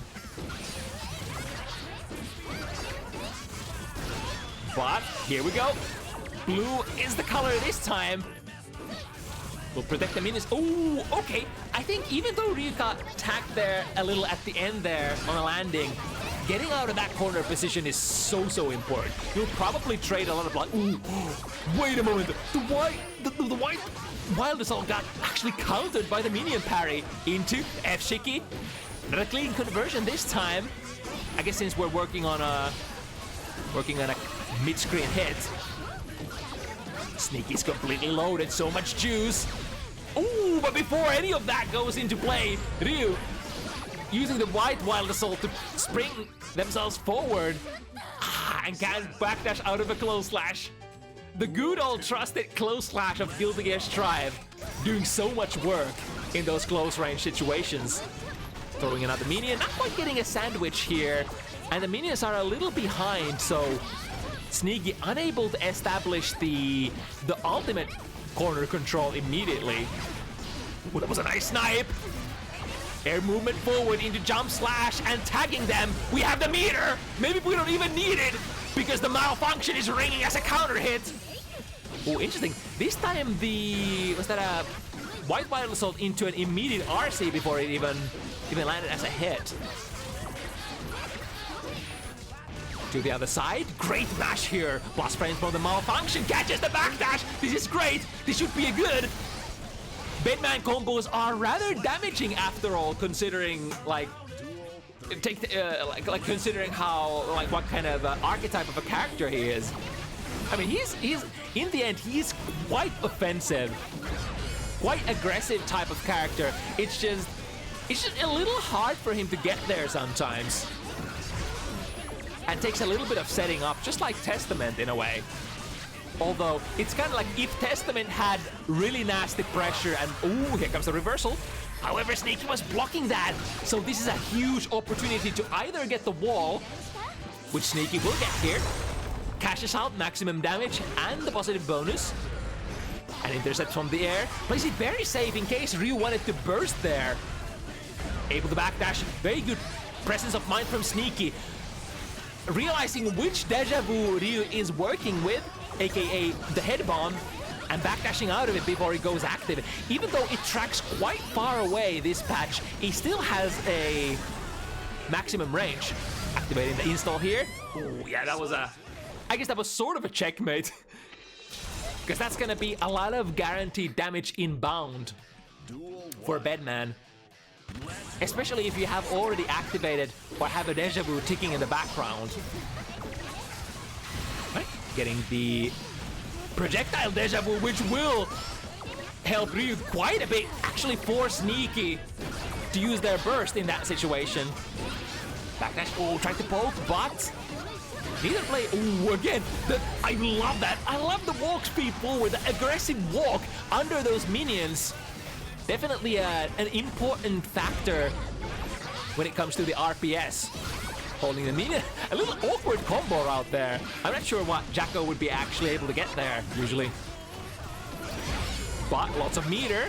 6 heavy counter. It's very disappointing when it comes to combo routing. You would think that's like one of her biggest starters. Alas. Red buff active, I think? Yep. Able to bring massive minion gauge recovery into the game, which means like she's gonna be playing so much attack commands during the next couple of seconds. Was a great defensive button there in the air by Ryu, dealing the minion, and then the combo into the bomb head. Used it prematurely, set it up for plus frames. Great escape by Sneaky though. Use the blue wild assault to set up some minions. Even push the opponent into the corner. This is a good position. We have the meter to activate install potentially. Here we go. Color is blue. And even though there is a little bit of real estate to escape into, I think Sneaky set up the minions perfectly so that they're actually, even if Ryu tries to use the 8-way air movement to get out, there is no way out. Look at that spacing! The spacing, the perfect spacing just outside of the Beyblade range. The reversal is good for Ryu though. But the instant air dash against that fireball function, the spike. Very basic Guilty Gear, or rather fighting game stuff, ever since Street Fighter 2. Jump over the fireball and get a big punish. Duel 1. Yeah, these two characters are generally like a little slower paced and a little like on the, I guess Bedman not so much, but Jacko especially on the lower scale when it comes to combo damage. So a match between these characters, this might be one of the slowest pacing matchup you can have in Guilty Gear Strive, or close to it. Which is not necessarily a bad thing, because we're all used to those hyper-aggressive like no breaks, all aggression, guerrilla action matchups. It's really fun to see matches like this for a change, where there's a lot of moves being played. Speaking of moves, with the FRC Beyblade skipping through half the screen, Ryu though unable to get any sort of pressure from that situation or from that sequence, unfortunately. Now going into this last time, nice jump PP. Although, yeah, we got the opponent in the corner, so it's definitely worth it. Deja vu projectile is queued up. It's it's sort of the easiest way, the easiest deja vu to get started with from the neutral, but it is also like the weakest deja vu. You would much rather work with the bomb head if possible. But alas, you always have to connect a certain type of special move to get the corresponding deja vu rolling on the in the background. Sorry, deja vu? Error! I'm completely exert built. Sorry about that. I think the RC had to happen there because Ryu collided with the minions with that white wild assault and would have gone into a lot of recovery. Would have been punishable by Sneaky unless the RC came out. A lot of those wild assaults have been actually followed up by RC so far. So that sort of tells a tale of how difficult to sort of navigate this neutral is for Bedman.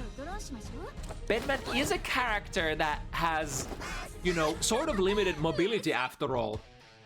No normal instant air dash, no running, even though his walk speed its walk speed is really good.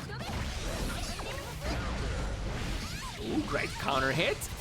Drops it a little early, maybe worried about Sneaky's burst here.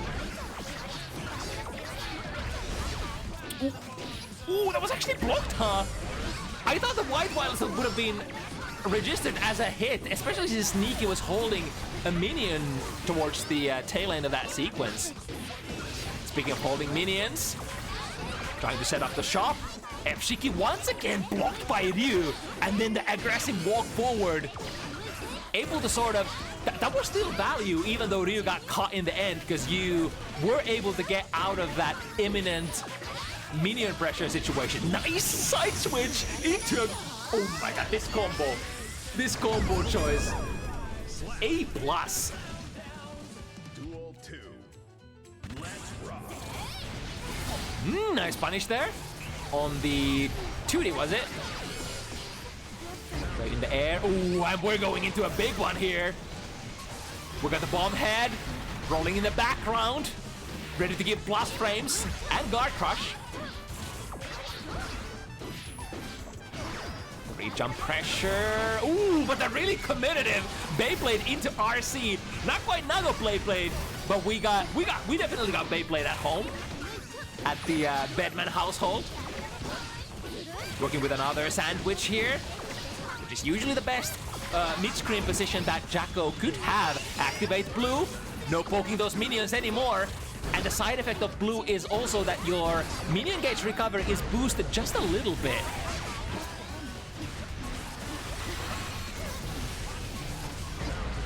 Ooh, nice snipe! Is there gonna be a burst? Yes, indeed! That was a risk and a half for Sneaky. Very low health and was sitting on a round lead, so technically could have taken that burst to the grave, but said, "Nah, I want to try to get this one." But this time it doesn't pay off. And now, stuck in the corner, this is actually one of the best guard crush loops that Ryu has been working with. This is Bedman gameplay. This is what every Bedman wants to be playing with. Tap with the 5 dust! And through the wall, not quite the done deed yet. And in fact, Sneaky could potentially take this neutral position back. The drive-by Beyblade actually hitting behind and catching Sneaky there. Brilliant! Ryu is definitely not out of the game yet.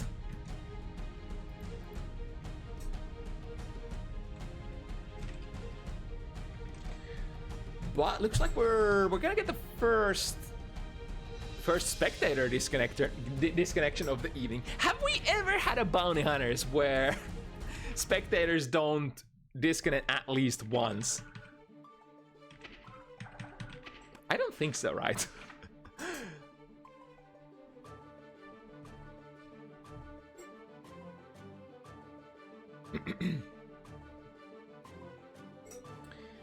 Alright, but next step to figure out is if this is a true game. That was... If this is a true game, that was a really fast round for you. Okay, so this is a sandbag. Perfect. So the players are actually on top of the action, which is nice. Not gonna miss any games here of this super interesting matchup, Jack-O Bedman. I'm not sure if I've ever even watched this matchup before, which makes me not want to miss any rounds of it at all. Put it back to a rematch, and then head back into the field of combat. Sneaky having a 1-game lead over Ryu.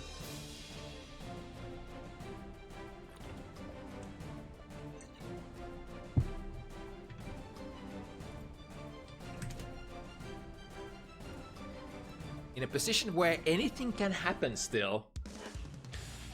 The most important thing, I think, is both players have displayed an ability to utilize their victory conditions. Duel 1. Let's rock. Like, Ryu has really good interceptions from the air with that jump slash, able to, like some rounds when you can't really get the guard crush loop going, still able to get some decent wins just from neutral and just from approaching, just like that.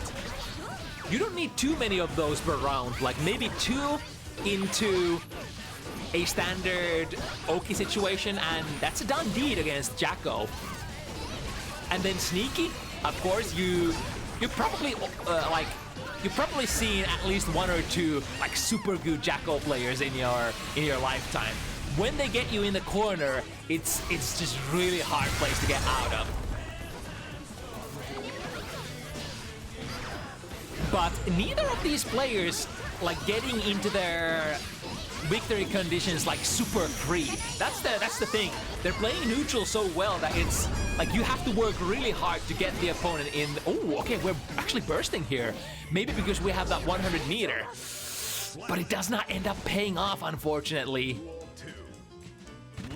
So heading into this next round with Sneaky having almost full burst and Ryu having none. And that's sort of a shame because the Wild Assault has been a very like integral part of the game plan. The jump D mix-ups. Here we go. We haven't seen too many of those. Goes for another one immediately, prompting a burst from Sneaky and a really nice jumpy interception from against the minion as well. Always important that you don't let Jack-O put minions exactly where she wants them. But now, right now, they are exactly where Sneaky wants them. Tried to make a sandwich happen. However, Ryu not sitting around for that. Nor is Sneaky sitting around for that 5D to happen. Both players very active on their defense, as it should be.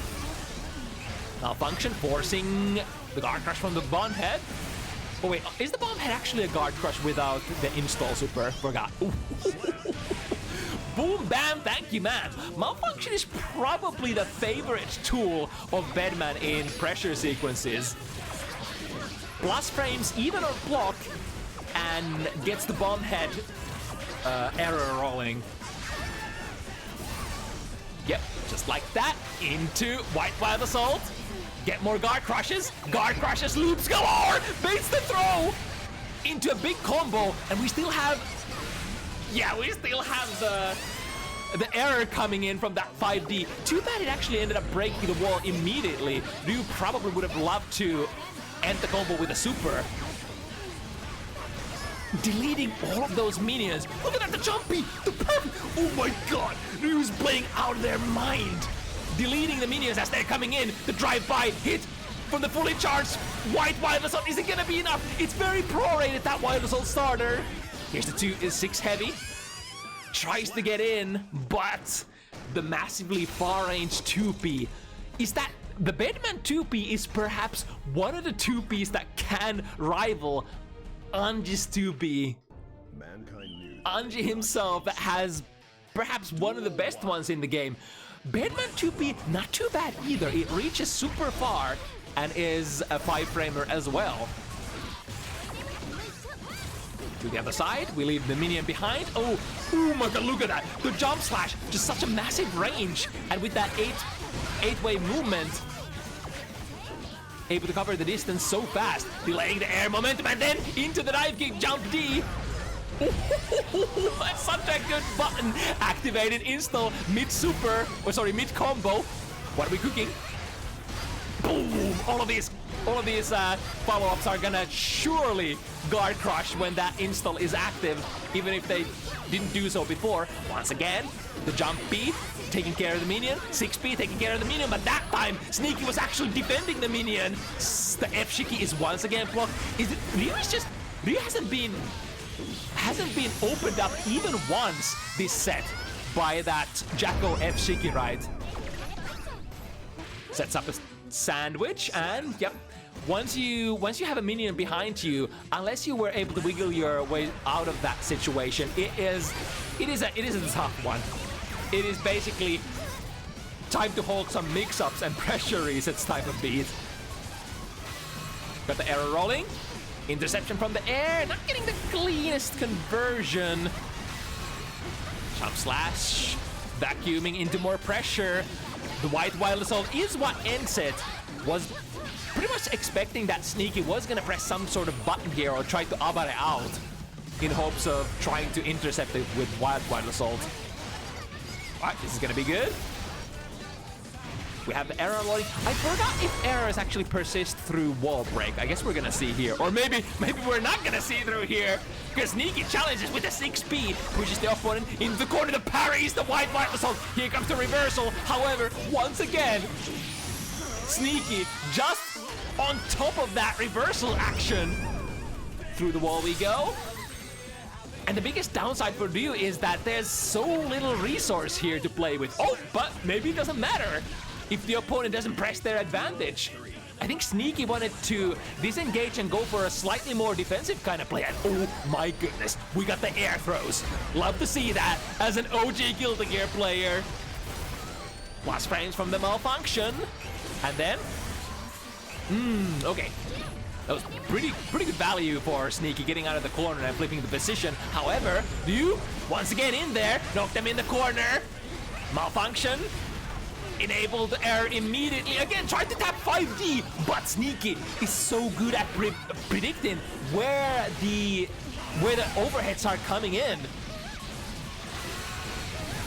But this should be a winning combo. Able to even wall stick before Sneaky gets the burst back. I think even if Sneaky was mashing that burst, it just wouldn't be able to come out because the wall stick happened with the exact same hit where the burst came back as well. So Ryu in the lead for the first time in this set, I think. It's been generally Sneaky who has been driving the sort of the initiative here. Time to guard break. Deflect shield is gonna be a huge boon, putting distance between the characters before Bedman is able to release that bomb head. Error. Activate. Gotta be careful here. Would we? Yeah. Oh my god. Goes actually an instant air dash in. Switches the momentum completely. We haven't seen that kind of movement from Sneaky very often before in this neutral. But now, maybe that's exactly why that caught Ryu off guard. And the complete time of the install was just spent in the opponent's combo. Alright. We're gaming here. Once again, utilizing the walk speed to as much benefit of the Bedman as possible. Looking with the corner, try to set up. Ooh, nice, that was important 2P. Making not only the minions go away, but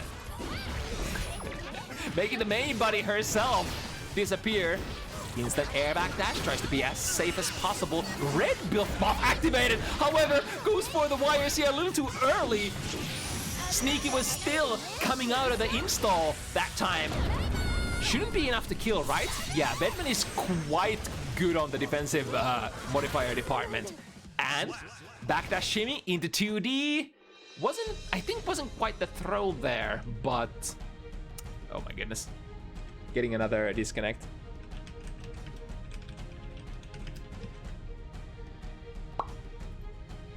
Yeah, it probably has to do with, you know, the lobby host being European and the players being North American.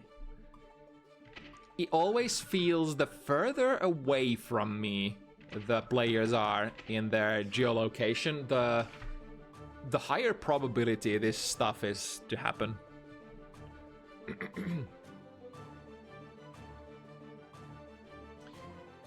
But I think the players are on top of it again.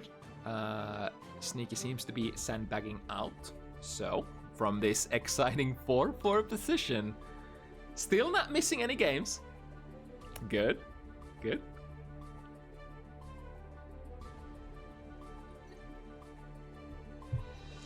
It's really beautiful to see, like, it's almost like a unicorn kind of a thing.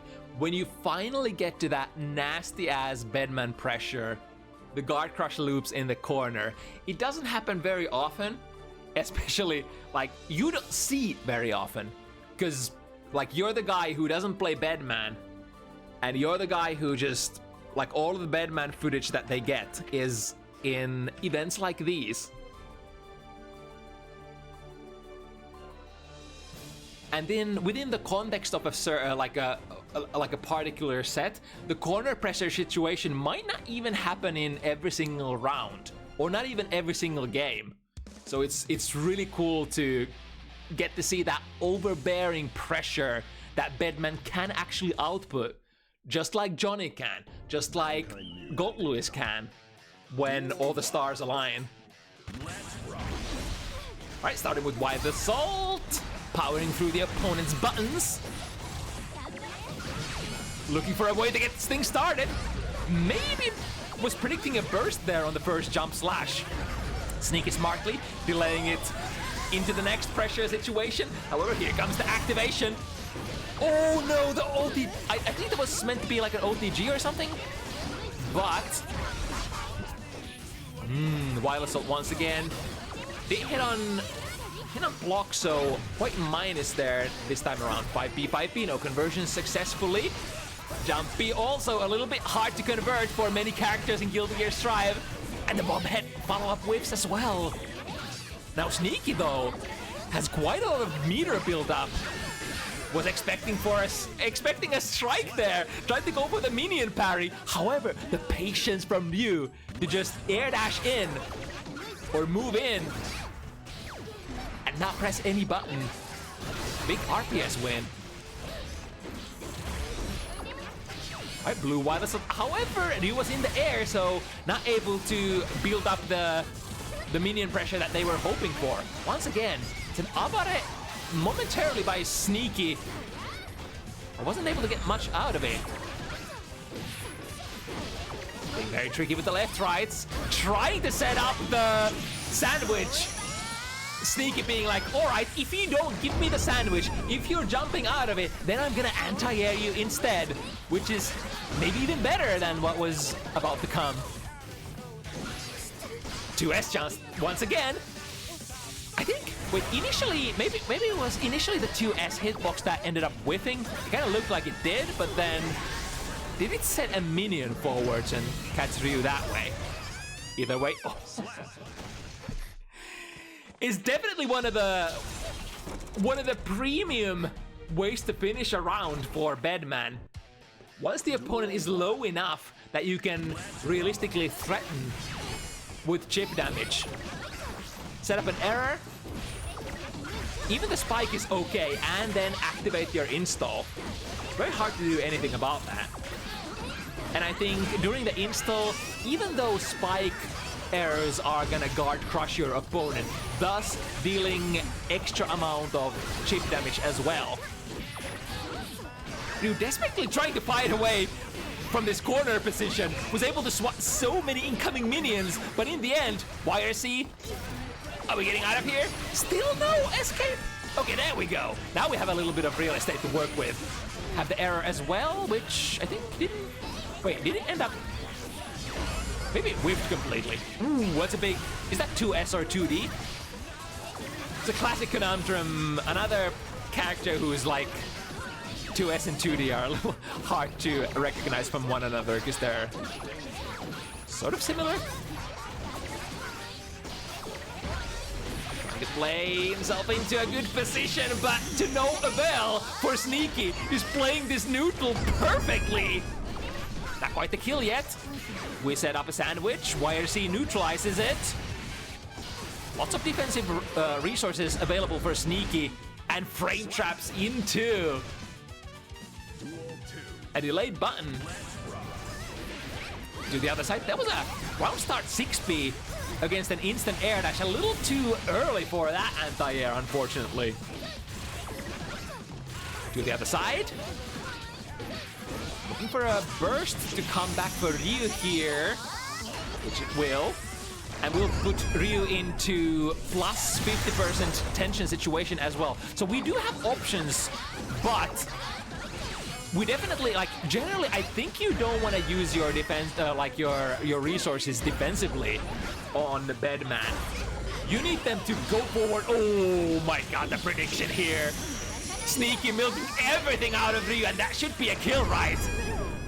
At the kill threshold, even though Bedman has pretty decent defensive modifier, the guaranteed damage, the minimum damage of that super, as well as the wall break, is gonna be enough. There we go, successful White Wild Assault starts things off with...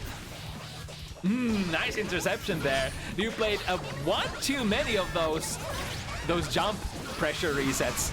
And even though Bedman has really good pressure resets and they're like almost impossible to react to, on a hard read, sure, yeah, of course can. Wait, where are you kicking those minions? Oh no, missing another kick. Both players spending everything. Sneaky still has 75% meter ready to go though. Great 2P. Able to interrupt here before the install pressure goes online. Follow-up is coming. That was actually interesting. Ryu actually delayed that follow-up, that error there for a moment. Trying to box in the corner. Sneaky picking a perfect time to jump or rather instant air dash out as Ryu was, I think, pressing a standing P or a standing S button there. Alright, snipes a minion, snipes another minion, and the main body as well. We got the arrow rolling. Here it comes. Boom. Enable another one. Sneaky would love to get a hit here to be able to break the arrow loop. We'll be able to do so at the very end. And the shimmy here, big damage. Into the corner you go. Looked like that looked like a cross-up for a second. I would have, like, seeing the visual stimulus that Sneaky provided, I might have actually flipped my guard here, even though you were back against the corner. Okay, interesting. Sniping the minion. Oh, close slash, my beloved. Looked like it was going into the wrong direction for a moment, but Sneaky having a little bit of the same here. Pressing the good buttons on the ground. But the jump D in the end is what's gonna put the nail in the coffin, moving Ryu to 6 points. It's getting really exciting. Ryu only needs 1, Sneaky needs 2. Sneaky started pretty strong at the start of the set, but then Ryu was able to sort of wiggle his way into a small advantage. And once again, starting with the Wild Assault. The cool thing about the Wild Assault is it tends to catch even backwalks fairly well. Being maybe worried about the burst here, so not going for a full loop. Once again, getting shimmied. So decent amount of damage coming in for Sneaky. And was able to build the 50 meter, or never mind. Yeah, Sneaky actually had pretty decent amount of meter there for the duration of all that. And there's gonna be even more here. Richer get richer until, unless you don't go for whatchamacallit, a tight setup there. Probably because they were worried about the reversal of Ryu's. So wanted to go for a slightly more delayed option. Again, the angle is perfect. The jump slash, the cues the opponent in to the other side. Jump D, hit confirm. Oh my goodness, Ryu is on set point here. love to see the Bedman success, and so far, looking like it's gonna be a pretty decent chance that we might see a Bedman champion in this one. White Bubbles, yeah, it's gonna be minus, so... Another great interception. It's like Sneaky kinda has the... Jacko overall has the control of the neutral, but when Bedman gets that big counter hit jump slash, ow! Things are gonna turn out real nasty, real fast. Tries the reversal. I think that's no good. Ryu is nowhere to be found, even with the 100. All right, the 100 meter actually gets the stuff done. The install super from Bedman, the activate, the 5D tap. No meter behind that, even on a counter hit, won't be good enough. Ryu is on a chip damage range, so technically, yeah, there was... It's like you lose your ability to play patiently in that kind of situation, because, you know, one minion hit could be all it takes. You know what else could be all it takes? That jump slash, which deals a massive amount of damage. Guard crush once again. RC to get the error rolling. Yeah, Sneaky knows that's very, very, very dangerous, because we're on low health here. Ryu needs one hit. Is that the hit? Doesn't build the 50 meter. But still, in a chip damage situation, snipes the jump, the minion with the jump D, doesn't get the second one. Able to build rather crucial, critical amount of minions, misses the air throw. Ooh, that's a hit. But now, Sneaky might make a comeback, but will have to work really hard. That's a lot of meter going from, punish on the deflect shield. It could happen. Misses the wall break, and just like that, a crucial mistake, letting Bedman escape from the wall, and that was a really high wall slump as well. Or rather a wall stick, not even a slump. It was like, if you let Bed recover there, there's gonna be so many angles that they could come down with. And just like that, Ryu takes it on Bedman. What a set. That's gonna be such a unique experience that you're probably not gonna see very often in Guilty Gear Strive. In fact, I would probably argue that that's once in a lifetime. Never again. Never gonna see Bedman versus Jacko ever again. This was it. This was the peak of how this matchup is supposed to be played. And then, slowly, as I age, I will forget the excellent spectacle that was sneakysquid versus Ryugaki. Or perhaps I won't. Perhaps I will take this experience with me till the grave. In 40 years when I was like, remember that game, Guilty Gear Strive? Remember that Sneaky? And you? Oh, that was a great niche match. Anyway, that was the last match of the evening. And a very worthy one to end this week's Bounty Hunters on. Thank you so much, everybody, for participating once again. Not just the players, also the viewers, also everybody who engaged in the community. It's always a pleasure to arrange these when people are getting so much value out of it. Now, as for the follow-up, let's see what we have in store.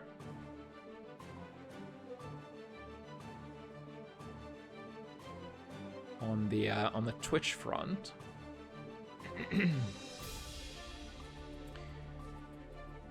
We've got the gender cross-up going on.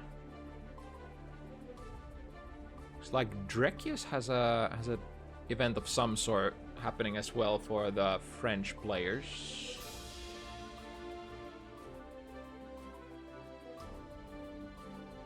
Yeah, don't worry, Phantomicious. If you sign up, I'm gonna sort of consider you as not having played your matchup, because it's, you know, it is what it is. So I'll make sure that you get a full matchup in the near future if you sign up. I guess I'll send you guys over to the gender cross-up, because they're just getting or I guess they've been going for 20 minutes already. but like rather early into the event.